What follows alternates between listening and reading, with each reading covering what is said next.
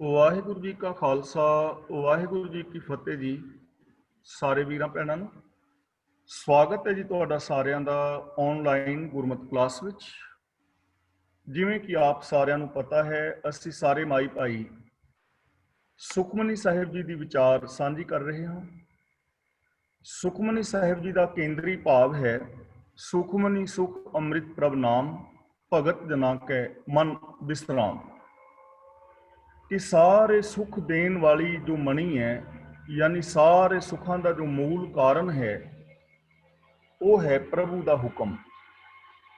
प्रभु के हुक्म के अंदर तुरना ही सारे सुखों का साधन है। जो रब की रजा भाने मुताबिक जिंदगी बितांदा है, उसका जीवन खुशहाल है, वो सफल है, उसका आया मुबारक है, उसके जीवन में खुशियां खेड़े और प्रसन्नता ने। रब के प्यारे वो ने जो रब्बी रजा के अंदर तुरते हैं। तो आओ अगली विचार असी विचारन का यत्न करिए। जिवें कि कल असां विचार की सी कि असल के अंदर भगवती कौन है, वैष्णो कौन है। तो अज गुरुदेव पातशाह पंडित की गल कर रहे हैं। पंडित सो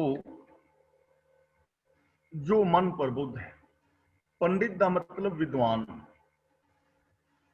विद्वान असल च वो है पंडित जो अपने मन नूं सिक्ख्या दिंदा है।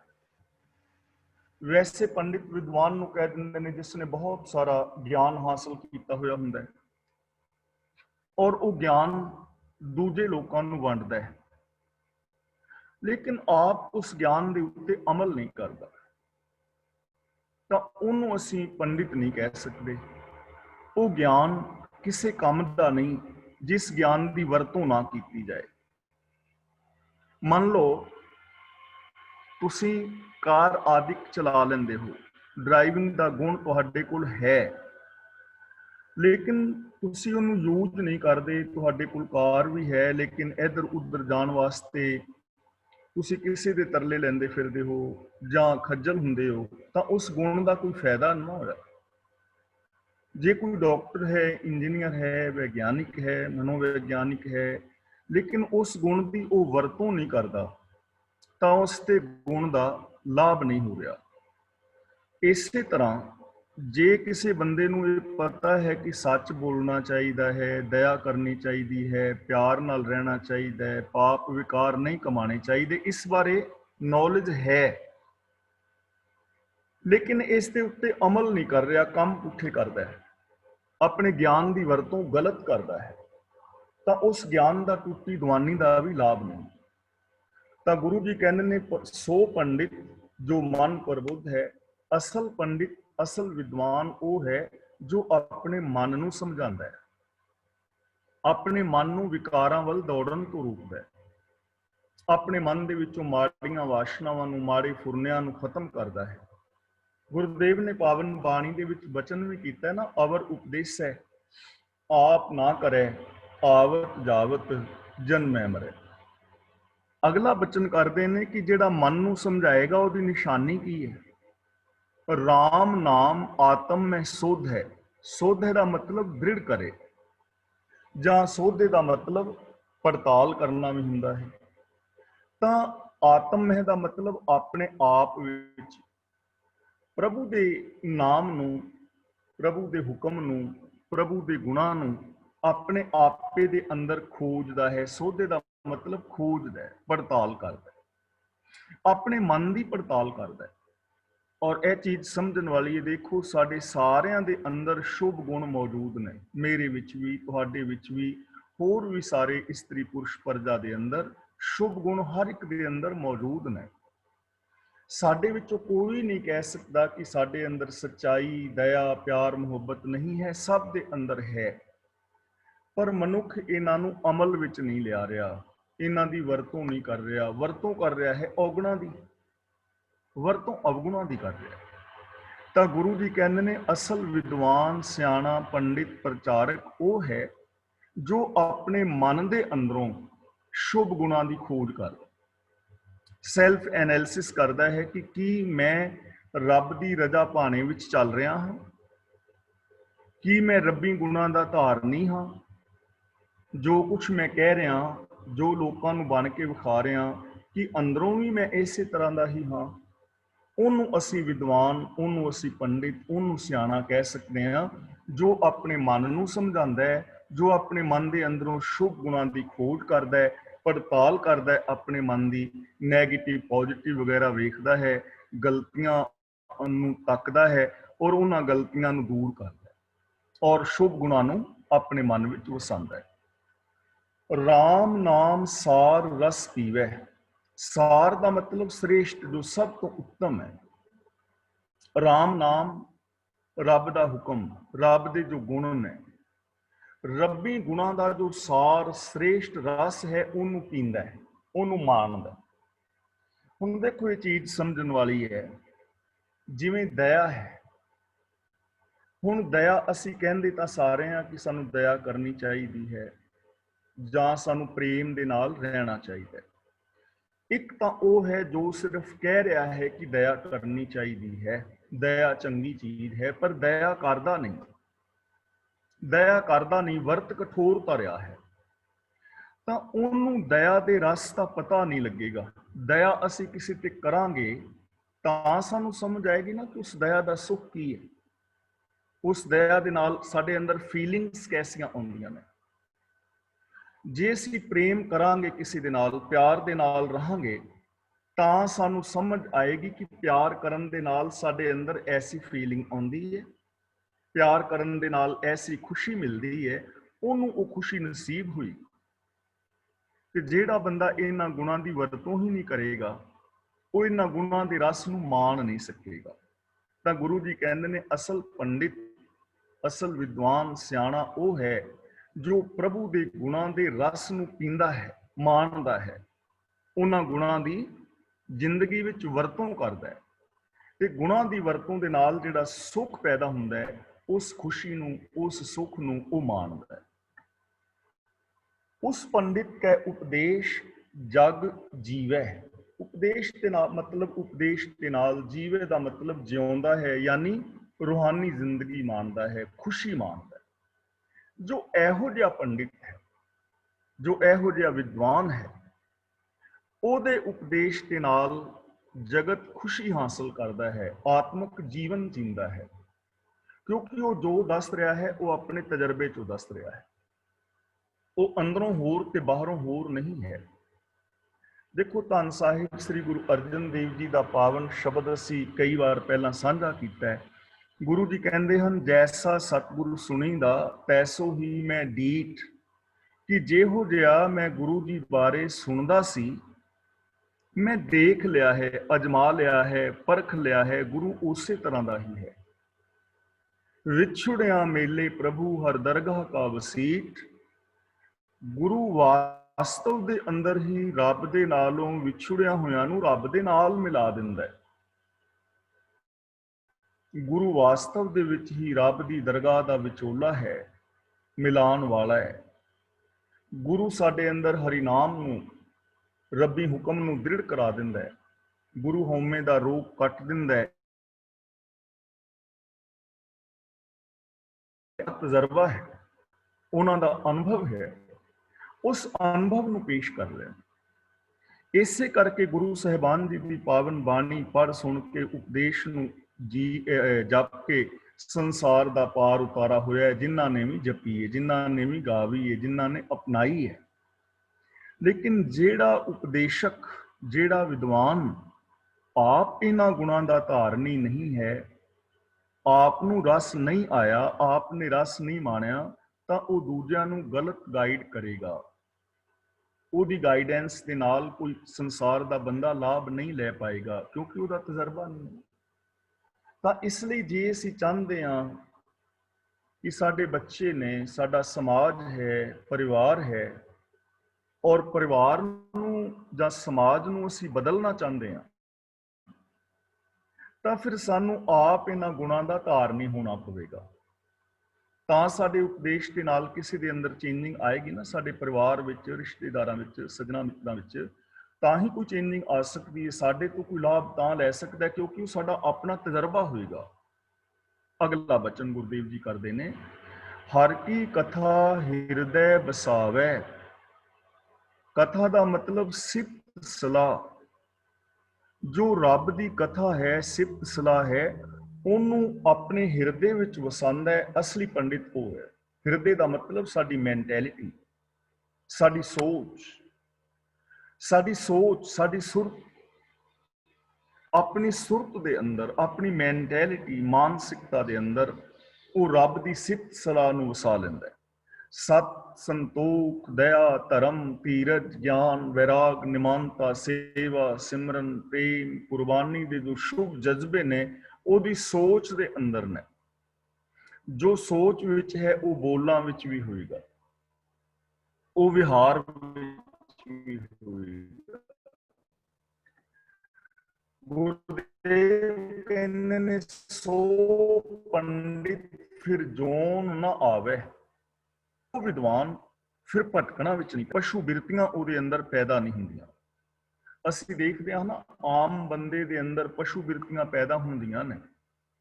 ਆਮ ਬੰਦਾ ਭਟਕਣਾ ਦੇ ਅੰਦਰ ਪਿਆ ਰਹਿੰਦਾ ਹੈ। ਕਦੇ ਉਹ ਕੁਛ ਕਰਦਾ ਹੈ, ਕਦੇ ਉਹ ਕੁਛ ਕਹਿੰਦਾ ਹੈ, ਕਦੇ ਉਹਦੇ ਮਨ ਦੇ ਅੰਦਰ ਕੋਈ ਵਿਚਾਰ ਆ ਜਾਂਦੀ ਹੈ, ਕਦੇ ਉਹਦੇ ਮਨ ਦੇ ਅੰਦਰ ਕੋਈ ਵਿਚਾਰ ਆ ਜਾਂਦੀ ਹੈ। ਲੇਕਿਨ ਜਦੋਂ ਕੋਈ ਰੱਬ ਦੀ ਸਿਫਤ ਸਲਾਹ ਨੂੰ, ਰੱਬੀ ਹੁਕਮ ਨੂੰ ਆਪਣੀ ਜ਼ਿੰਦਗੀ ਦਾ ਗੋਲ ਬਣਾ ਲੈਂਦਾ ਹੈ, ਆਪਣੀ ਸੋਚ ਵਿੱਚ ਵਸਾ ਲੈਂਦਾ ਹੈ, ਤਾਂ ਫਿਰ ਉਹ ਬੰਦਾ ਭਟਕਦਾ ਨਹੀਂ ਹੈ। फिर ਉਹਦੇ अंदर पशु बिरतियां नहीं पैदा होंगी। फिर करतूत पशु की मानस जात वाली वो जिंदगी नहीं जिंदा। वेद पुराण सिमृत बूझे मूल, यानी चाहे वेद ने, पुराण ने, सिमृतियां, शास्त्र ने, इन्हां दी बजाए जां इन्हां दा पठन पाठन करके वो मूल रब नूं जानदा है, मूल रब नूं समझदा। वेदां, पुराणां, सिमरतियां, शास्त्रां दे, धर्म ग्रंथां नूं पढ़ के ਉਹਦੇ ਨਾਲ मूल नूं बुझण दा यतन करदा है कि मूल की है, तत्त की है, संसार दी असलीयत की है, रब दे नाल जुड़दा है। केवल वेदां शास्त्रां दे जो कर्म कांड ने उन्हां नाल नहीं। वेदां में नाम उत्तम सो सुने नाही, फिरें जो बितालिया। ते मूल की है? सुखमनी सुख अमृत प्रभ नाम। मूल है प्रभु का हुक्म, मूल तत्त है संसार का रब आप। तो उस मूल नूं बुझण दा यतन करदा है। कुछ विद्वान, कुछ पंडित, कुछ सियाणे लोग हर धर्म वर्ग विच कर्म कांडां दी प्रौढ़ता करदे ने कि तुसी ए बाहरी तौर ते कर्म कर लो, तुहाडा पार उतारा हो जाएगा। जिवें कि संसार दे अंदर धर्म दी दुनिया विच हो रहे ने, वर्त रख लो, श्राद्ध कर लो, नराते कर लो, जां तुसी तीर्थां ते नहा लो, जां जप तप संयम साध लो, माला फेर लो, समाधियां ला लो। वो इन्हां चीज़ां विच विश्वास नहीं करता, मूल नूं समझदा है। हर एक दे अंदर रब दी जोत नूं वेंदा है, क्योंकि मूल रब है ना साडा सारियां दा। मन तो जोत स्वरूप है अपना मूल पछान। मूल साडा सारियां दा एक है। अव्वल अल्लाह नूर पाया कुदरत के सब बंदे, एक नूर ते सब जग उपजया, कौन भले को मंदे। उस मूल नूं जानदा है कि सारियां दे विचों रब वस रहा है। सूक्ष्म में जाने अस्थूल, जो दृष्टमान संसार है वो सूक्ष्म हरि दे विच है। सूक्ष्म का मतलब अदृष्ट, ना दिसन वाला। अस्थूल का मतलब दृष्टमान, स्थूल जगत। इन्हां अखां दे नाल जो दिस रहा है, दो चीज़ां ने। एक वो जो इन्हां अखां दे नाल नज़र नहीं आउंदी, ते एक वो जो इन्हां अखां दे नाल दिस रहा है। रब जो शक्ति स्वरूप है, जे संसार रचना तो पिछे चले जाइए, जिवें असीं पिछे विचार है ना, जदों यह संसार होंद विच नहीं सी आया, उदों जो सी वो रब सी। ते ओदा कोई रूप रेख रंग आकार नहीं है। निरंकार आकार आप, वो निराकार ने ही अपना आकार धारण किया है। निर्गुण सरगुण वो इक्को ही है। सुन समाधि वो इक्को ही है। एक ओंकार वो एक है, लगातार फैलिया हुआ। आ सारा दिसदा संसार उदा ही रूप है। यह चीज नूं थोड़ा जिहा समझ लो। जिवें एक निक्का जिहा बीज है, ਤੇ ਜੇ ਕੋਈ ਵੱਡੇ ਸਾਰੇ ਬੋਰਡ ਨੂੰ ਵੇਖ ਕੇ ਕਹੇ ਕਿ ਯਾਰ ਏਡਾ ਵੱਡਾ ਬੋਰਡ ਨਿੱਕੇ ਜਿਹੇ ਬੀਜ ਦੇ ਵਿੱਚੋਂ ਪੈਦਾ ਨਹੀਂ ਹੋ ਸਕਦਾ, ਇਹ ਕਿਵੇਂ ਕਿ ਬੋਰਡ ਦੇ ਬੀਜ ਦੇ ਵਿੱਚ ਬੋਰਡ ਹੈ। ਜੇ ਬਾਹਰੀ ਤੌਰ ਤੇ ਸਮਝਾਂਗੇ ਤੇ ਸਮਝ ਨਹੀਂ ਆਏਗਾ। ਤੇ ਜੇ ਕੋਈ ਉਸ ਬੋਰਡ ਦੇ ਬੀਜ ਨੂੰ ਤੋੜ ਕੇ ਵੇਖਣਾ ਚਾਹੇ ਕਿ ਮੈਂ ਇਹਨੂੰ ਤੋੜ ਕੇ ਦੇਖਣਾ ਕਿ ਇਹਦੇ ਵਿੱਚ ਬੋਰਡ ਹੈ, ਕੋਈ ਪੱਤਾ ਜਾਂ ਕੋਈ ਟਹਿਣੀ, ਤਾਂ ਜਦੋਂ ਤੋੜੋਗੇ ਤੇ ਖਤਮ ਹੀ ਹੋ ਜਾਏਗਾ। ਲੇਕਿਨ ਉਸ ਬੋਰਡ ਦੇ ਬੀਜ ਦੇ ਅੰਦਰ ਬੋਰਡ ਸਮਾਇਆ ਹੋਇਆ ਹੈ ਤੇ ਬੋਰਡ ਦੇ ਅੰਦਰ ਅਨੇਕਾਂ ਬੀਜ ਨੇ। ਇਸ ਤਰ੍ਹਾਂ ਜੋ ਅਦ੍ਰਿਸ਼ਟ ਪ੍ਰਭੂ ਹੈ ਉਹਦੇ ਅੰਦਰ ਇਸ ਸੰਸਾਰ ਨੂੰ ਦੇਖਦਾ ਹੈ ਕਿ ਇਹ ਦਿਸਦਾ ਹੋਇਆ ਸੰਸਾਰ ਉਸ ਪ੍ਰਭੂ ਦਾ ਹੀ ਰੂਪ ਹੈ। ਦ੍ਰਿਸ਼ਟਮਾਨ ਸੰਸਾਰ ਨੂੰ ਅਦ੍ਰਿਸ਼ਟ ਦੇ ਅੰਦਰ ਵੇਖਦਾ ਹੈ ਤੇ ਅਦ੍ਰਿਸ਼ਟ ਨੂੰ ਇਸ ਦ੍ਰਿਸ਼ਟਮਾਨ ਦੇ ਅੰਦਰ ਉਹ ਵੇਖਦਾ ਹੈ ਕਿ ਇਹ ਸਾਰਾ ਕੁਝ ਪ੍ਰਭੂ ਦੇ ਆਸਰੇ ਹੈ, ਰੱਬੀ ਹੁਕਮ ਦੇ ਅੰਦਰ ਜ਼ਿੰਦਗੀ ਜੀ ਰਿਹਾ ਹੈ। ਚਹੁ ਵਰਨਾ ਕੋ ਦੇ ਉਪਦੇਸ਼, ਖੱਤਰੀ ਬ੍ਰਾਹਮਣ ਸੂਦਰ ਵੈਸ਼ ਸਾਰਿਆਂ ਨੂੰ ਸਿੱਖਿਆ ਦੇਵੇ, ਵਿਤਕਰਾ ਨਾ ਕਰੇ। ਹੁਣ ਅਸੀਂ ਦੇਖਦੇ ਹਾਂ ਗੁਰੂ ਨਾਨਕ ਪਾਤਸ਼ਾਹ ਜੀ ਦੇ ਆਗਮਨ ਤੋਂ ਪਹਿਲਾਂ ਮਨੁੱਖਤਾ ਨੂੰ 4 ਹਿੱਸਿਆਂ ਵਿੱਚ ਵੰਡਿਆ ਹੈ, ਬ੍ਰਾਹਮਣ, ਖੱਤਰੀ, ਵੈਸ਼ ਔਰ ਸ਼ੂਦਰ। ਫਿਰ ਅੱਗੋਂ ਉਹਨਾਂ ਦੀਆਂ ਜਾਤਾਂ ਨੇ, ਅੱਗੋਂ ਉਹਨਾਂ ਦੀਆਂ ਉਪਜਾਤਾਂ ਨੇ, ਔਰ ਅਲੱਗ-ਅਲੱਗ ਲੋਕਾਂ ਦੇ ਵਾਸਤੇ ਅਲੱਗ-ਅਲੱਗ ਉਪਦੇਸ਼ ਨੇ, ਅਲੱਗ-ਅਲੱਗ ਉਹਨਾਂ ਦੀਆਂ ਦਿਸ਼ਾਵਾਂ ਨੇ, ਅਲੱਗ-ਅਲੱਗ ਉਹਨਾਂ ਵਾਸਤੇ ਰੰਗ ਨਿਸ਼ਚਿਤ ਕੀਤੇ ਨੇ। ਵਿਤਕਰਾ ਕੀਤਾ ਜਾਂਦਾ ਹੈ ਕਿ ਬ੍ਰਾਹਮਣ ਨੇ ਜਨੇਊ ਕਿਹੜਾ ਪਾਣਾ ਹੈ, ਖੱਤਰੀ ਨੇ ਕਿਹੜਾ ਪਾਣਾ ਹੈ, ਵੈਸ਼ਯ ਨੇ ਕਿਹੜਾ ਪਾਣਾ ਹੈ, ਸ਼ੂਦਰ ਜਨੇਊ ਪਾ ਹੀ ਨਹੀਂ ਸਕਦਾ, ਔਰਤ ਪਾ ਹੀ ਨਹੀਂ ਸਕਦੀ, ਔਰਤ ਧਰਮ ਮੰਦਰ ਵਿੱਚ ਨਹੀਂ ਜਾ ਸਕਦੀ, ਸ਼ੂਦਰ ਧਰਮ ਗ੍ਰੰਥ ਨਹੀਂ ਪੜ੍ਹ ਸਕਦਾ। ਇਹਨੇ ਵਿਤਕਰੇ ਨੇ ਨਾ। ਤਾਂ ਗੁਰੂ ਜੀ ਕਹਿੰਦੇ ਨੇ ਖੱਤਰੀ ਬ੍ਰਾਹਮਣ ਸੂਦਰ ਵੈਸ਼ ਚਾਰਾਂ ਨੂੰ ਸਾਂਝੀ ਸਿੱਖਿਆ ਦੇਵੇ, ਭਾਵ ਇਹਨਾਂ ਦੇ ਵਿੱਚ ਵਿਤਕਰੇ ਨਾ ਕਰੇ, ਜਾਤੀਵਾਦ ਮੇਰ ਤੇਰ ਉਹਨਾਂ ਦੇ ਅੰਦਰ ਨਾ ਹੋਵੇ। ਗੁਰੂ ਜੀ ਦਾ ਪਾਵਨ ਬਚਨ में ਨਾ ਖੱਤਰੀ ਬ੍ਰਾਹਮਣ ਸੂਦ ਬੈਸ ਉਪਦੇਸ਼ ਚਹੁ ਵਰਨਾ ਕੋ ਸਾਂਝਾ, ਗੁਰਮੁਖ ਨਾਮ ਜਪੈ ਉਧਰੈ ਸੋ ਕਲ ਮੈਂ, ਘਟ ਘਟ ਨਾਨਕ ਮਾਝਾ। ਜਦੋਂ ਬੰਦੇ ਦੇ ਅੰਦਰ ਜਾਤੀਵਾਦ ਆ ਜਾਂਦਾ ਹੈ ਕਿ ਇਹ ਫਲਾਂ ਜਾਤ ਦਾ ਹੈ, ਇਹ ਫਲਾਂ ਜਾਤ ਦਾ ਹੈ, ਉਦੋਂ ਜੋਤ ਨਜ਼ਰ ਨਹੀਂ ਆਉਂਦੀ ਕਿਉਂਕਿ ਜਾਤ ਦਿਸ ਰਹੀ ਹੈ। ਤੇ ਜਦੋਂ ਬੰਦਾ ਕਿਸੇ ਦੇ ਅੰਦਰ ਜੋਤ ਨੂੰ ਵੇਖਦਾ ਨਾ, ਫਿਰ ਉਹਨੂੰ ਜਾਤ ਨਜ਼ਰ ਹੀ ਨਹੀਂ ਪੈਂਦੀ। ਤਾਂ ਗੁਰੂ ਜੀ ਕਹਿੰਦੇ ਨੇ ਵਿਦਵਾਨ ਉਹ ਹੈ, ਪੰਡਿਤ ਉਹ ਹੈ ਜਿਹੜਾ ਸਾਰੇ ਸੰਸਾਰ ਨੂੰ ਸਾਂਝਾ ਉਪਦੇਸ਼ ਦੇਵੇ, ਜਿਹੜਾ ਉਪਦੇਸ਼ ਸਰਬ ਸਾਂਝਾ ਹੋਵੇ, ਸਰਬਕਾਲੀ ਹੋਵੇ, ਸਰਬਦੇਸ਼ੀ ਹੋਵੇ, ਯੂਨੀਵਰਸਲ ਟਰੁੱਥ ਦੀ ਗੱਲ ਕਰੇ। ਉਹ ਉਪਦੇਸ਼, ਉਹ ਗਿਆਨ ਜੋ ਪਹਿਲਾਂ ਵੀ ਸੱਚ ਸੀ, ਅੱਜ ਵੀ ਸੱਚ ਹੈ, ਆਉਣ ਵਾਲੇ ਸਮੇਂ ਵਿੱਚ ਵੀ ਸੱਚ ਹੋਵੇਗਾ, ਸਾਰਿਆਂ ਵਾਸਤੇ ਹੈ। ਜਿਵੇਂ ਅੱਗ ਹੈ ਤੇ ਸਾਰਿਆਂ ਨੂੰ ਸਾੜਦੀ ਹੈ, ਚਾਹੇ ਉਹ ਹਿੰਦੂ ਮੁਸਲਮਾਨ ਕੋਈ ਵੀ ਹੈ, ਅਮੀਰ ਗਰੀਬ ਕੋਈ ਵੀ ਹੈ, ਹਰ ਦੇਸ਼ ਵਿੱਚ ਹੀ ਸਾੜਦੀ ਹੈ, ਹਰ ਸਮੇਂ ਹੀ ਸਾੜਦੀ ਹੈ, ਕਿਉਂਕਿ ਨਿਯਮ ਹੈ ਨਾ। ਪਾਣੀ ਹਰ ਇੱਕ ਦੀ ਪਿਆਸ ਬੁਝਾਉਂਦਾ ਹੈ। ਤਾਂ ਯੂਨੀਵਰਸਲ ਟਰੁੱਥ ਉਹ ਸਿਧਾਂਤ ਜੋ ਹਰ ਇਨਸਾਨ ਤੇ ਹਰ ਦੇਸ਼ ਵਿੱਚ ਹਰ ਥਾਂ ਤੇ ਲਾਗੂ ਹੋ ਸਕਦੇ ਹੋਣ, ਯੂਨੀਵਰਸਲ ਟਰੁੱਥ ਦੀ ਗੱਲ ਕਰੇ, ਉਹਨੂੰ ਅਸੀਂ ਪੰਡਿਤ, ਸਿਆਣਾ, ਵਿਦਵਾਨ ਕਹਿ ਸਕਦੇ ਹਾਂ।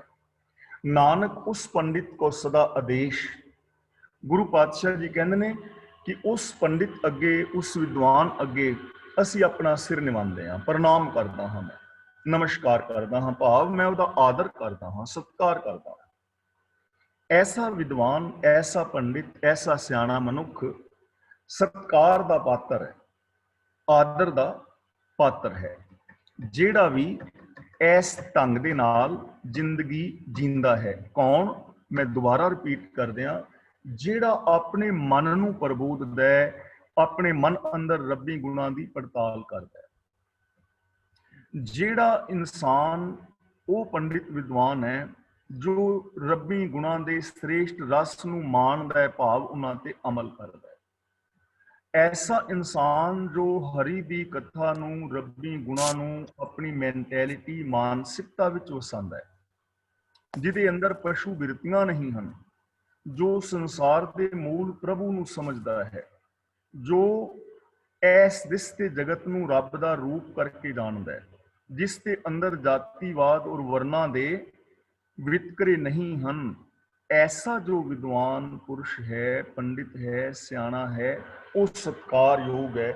ਗੁਰੂ ਜੀ ਕਹਿੰਦੇ ਨੇ ਮੈਂ ਉਹਦੇ ਚਰਨਾਂ ਵਿੱਚ ਸ਼ੀਸ਼ ਨਿਵਾਨਾ ਹਾਂ। ਤਾਂ ਅਸੀਂ ਐਸੇ ਉਪਦੇਸ਼ ਦੇ ਧਾਰਨੀ ਬਣਨਾ ਹੈ, ਐਸੇ ਗੁਣਾਂ ਦੇ ਧਾਰਨੀ ਹੋਣਾ ਹੈ ਜਿਹੜੇ ਸਾਰਿਆਂ ਵਾਸਤੇ ਸਾਂਝੇ ਨੇ, ਭਾਵ ਜੋ ਯੂਨੀਵਰਸਲ ਟਰੁਥ ਹੈ। ਬੀਜ ਮੰਤਰ ਸਰਬ ਕੋ ਗਿਆਨ। ਬੀਜ ਮੰਤਰ ਦਾ ਮਤਲਬ ਬੀਜ ਦੇ ਤੌਰ ਤੇ, ਬੀਜ ਦੇ ਤੌਰ ਤੇ ਸਾਰਿਆਂ ਨੂੰ ਪਤਾ ਹੈ। ਕੋਈ ਮਨੁੱਖ ਐਸਾ ਨਹੀਂ ਕਿ ਜਿਹਦੇ ਅੰਦਰ ਗਿਆਨ ਨਾ ਹੋਵੇ। ਤੇ ਬੀਜ ਮੰਤਰ ਦਾ ਮਤਲਬ ਹੈ ਸਭ ਮੰਤਰਾਂ ਦਾ ਮੁੱਢ। ਨਾਮ ਬੀਜ ਮੰਤਰ ਸਰਬ ਕੋ ਗਿਆਨ, ਇਹ ਸਾਰੇ ਗਿਆਨਾਂ ਦਾ ਮੁੱਢ ਹੈ। ਜਿੰਨੇ ਵੀ ਗਿਆਨ ਨੇ ਨਾ, ਕਿਸੇ ਵੀ ਕਿਸਮ ਦਾ ਗਿਆਨ ਹੈ, ਉਹਦਾ ਮੁੱਢ ਕੀ ਹੈ? ਉਹਦਾ ਮੁੱਢ ਇਹ ਹੈ ਕਿ ਰੱਬ ਦਾ ਜੋ ਹੁਕਮ ਹੈ। ਨਾਮ ਦਾ ਮਤਲਬ ਹੁਕਮ। ਜੋ ਹੁਕਮ ਹੈ, ਰੱਬ ਦੀ ਰਜ਼ਾ ਹੈ, ਭਾਣਾ ਹੈ, ਉਹ ਹਰ ਗਿਆਨ ਦਾ ਮੂਲ ਹੈ। ਜਿੰਨੇ ਗਿਆਨ ਪੈਦਾ ਹੋਏ ਨੇ ਉਹਦੇ ਵਿੱਚੋਂ ਪੈਦਾ ਹੋਏ ਨੇ। ਇਸ ਕੁਦਰਤ ਦੇ ਸਿਸਟਮ, ਲਾ ਆਫ ਨੇਚਰ, ਜਿੰਨੇ ਵੀ ਗਿਆਨ ਪੈਦਾ ਹੋਏ ਨੇ ਇਹਦੇ ਵਿੱਚੋਂ ਪੈਦਾ ਹੋਏ ਨੇ, ਰੱਬੀ ਹੁਕਮ ਦੇ ਅੰਦਰੋਂ ਪੈਦਾ ਹੋਏ ਨੇ। ਚਾਹੇ ਉਹ ਫਿਜ਼ਿਕਸ ਹੈ, ਕੈਮਿਸਟਰੀ ਹੈ, ਮੈਥ ਹੈ, ਜਾਂ ਅੱਜ ਅਸੀਂ ਇਲੈਕਟ੍ਰੋਨਿਕ ਯੁੱਗ ਵਿੱਚ ਜੀ ਰਹੇ ਹਾਂ। ਜੋ ਕੁਝ ਵੀ ਹੈ ਉਹ ਸਾਰੇ ਦਾ ਸਾਰਾ ਰੱਬੀ ਸਿਸਟਮ ਦੇ ਵਿੱਚੋਂ ਲਿਆ ਗਿਆ ਹੈ, ਖੋਜਿਆ ਗਿਆ ਹੈ। ਇਸ ਲਈ ਬੀਜ ਮੰਤਰ ਦਾ ਮਤਲਬ ਸਾਰੇ ਮੰਤਰਾਂ ਦਾ ਬੀਜ, ਸਾਰੇ ਮੰਤਰਾਂ ਦਾ ਮੂਲ ਗਿਆਨ, ਸਾਰੇ ਗਿਆਨਾਂ ਦਾ ਮੂਲ, ਸਾਰੇ ਗਿਆਨਾਂ ਦਾ ਬੀਜ, ਸਾਰੇ ਗਿਆਨਾਂ ਦਾ ਆਧਾਰ ਕੀ ਹੈ?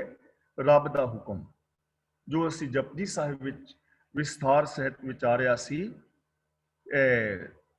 ਹੁਕਮ ਰਜ਼ਾਈ ਚੱਲਣਾ, ਨਾਨਕ ਲਿਖਿਆ ਨਾਲ। ਲਿਖਿਆ ਨਾਲ ਦਾ ਮਤਲਬ ਜਦੋਂ ਤੋਂ ਕਾਇਨਾਤ ਹੋਂਦ ਵਿੱਚ ਆਈ ਹੈ ਉਦੋਂ ਤੋਂ ਇਹ ਨੇਮ ਚੱਲਾ ਆ ਰਿਹਾ ਹੈ। ਤਾਂ ਸਾਰੇ ਗਿਆਨਾਂ ਦਾ ਆਧਾਰ ਕੀ ਹੈ? ਜੇ ਅਸੀਂ ਗਿਆਨਵਾਨ ਹੋਣਾ ਚਾਹੁੰਦੇ ਹਾਂ ਤਾਂ ਸਾਰੇ ਗਿਆਨਾਂ ਦਾ ਬੀਜ ਹੈ ਪ੍ਰਭੂ ਦਾ ਹੁਕਮ। ਚਹੁ ਵਰ ਨਾਮ ਮਹਿ ਜਪੈ ਕੋ ਨਾਮ। ਗੁਰੂ ਜੀ ਕਹਿੰਦੇ ਨੇ ਬ੍ਰਾਹਮਣ, ਖੱਤਰੀ, ਸ਼ੂਦਰ, ਵੈਸ, ਚਾਰਾਂ ਜਾਤੀਆਂ ਵਿੱਚੋਂ ਕੋਈ ਵੀ ਪ੍ਰਭੂ ਦੇ ਨਾਮ ਦਾ ਮਤਲਬ ਹੁਕਮ, ਜਪ ਦਾ ਮਤਲਬ ਜਾਣਨਾ, ਜਪੈ ਦਾ ਮਤਲਬ ਜਾਣੇ, ਸਮਝੇ, ਅਪਣਾਵੇ। ਚਾਰਾਂ ਵਰਨਾਂ ਦੇ ਵਿੱਚੋਂ ਯਾਨੀ ਪੂਰੀ ਮਨੁੱਖਤਾ ਵਿੱਚੋਂ ਕੋਈ ਵੀ ਇਨਸਾਨ ਰੱਬੀ ਹੁਕਮ ਨੂੰ ਜਾਣ ਕੇ ਵੇਖ ਲਵੇ, ਸਮਝ ਕੇ ਦੇਖ ਲੈ, ਉਹਨੂੰ ਇਹ ਸਮਝ ਆ ਜਾਏਗੀ ਕਿ ਹਰ ਗਿਆਨ ਦਾ ਮੂਲ ਰੱਬ ਦਾ ਹੁਕਮ ਹੈ। ਹੁਕਮ ਤੋਂ ਬਾਹਰ ਕੁਝ ਵੀ ਨਹੀਂ। ਜਿੰਨੀਆਂ ਵੀ ਖੋਜਾਂ ਹੋਈਆਂ ਨੇ ਅੱਜ ਤੱਕ, ਜੇ ਅਸੀਂ ਵਿਗਿਆਨ ਦੀ ਗੱਲ ਕਰੀਏ ਤਾਂ ਜਿੰਨੀਆਂ ਵੀ ਖੋਜਾਂ ਹੋਈਆਂ ਨੇ ਉਹ ਕੁਦਰਤੀ ਨਿਯਮਾਂ ਨੂੰ ਸਮਝ ਕੇ ਹੋਈਆਂ ਨੇ। ਜੇ ਉਹ ਨਿਯਮ ਕੁਦਰਤ ਵਿੱਚ ਨਾ ਹੁੰਦੇ ਤਾਂ ਐਸਾ ਕੁਝ ਹੋ ਨਹੀਂ ਸੀ ਸਕਣਾ। ਵਿਗਿਆਨਕਾਂ ਨੇ ਖੋਜੇ ਨੇ ਉਹ ਨਿਯਮ, ਉਹਨਾਂ ਦੀ ਖੋਜ ਨੂੰ ਨਮਸਕਾਰ ਹੈ ਜਿਨ੍ਹਾਂ ਨੇ ਇਹਨਾਂ ਨਿਯਮਾਂ ਨੂੰ ਖੋਜਿਆ ਹੈ।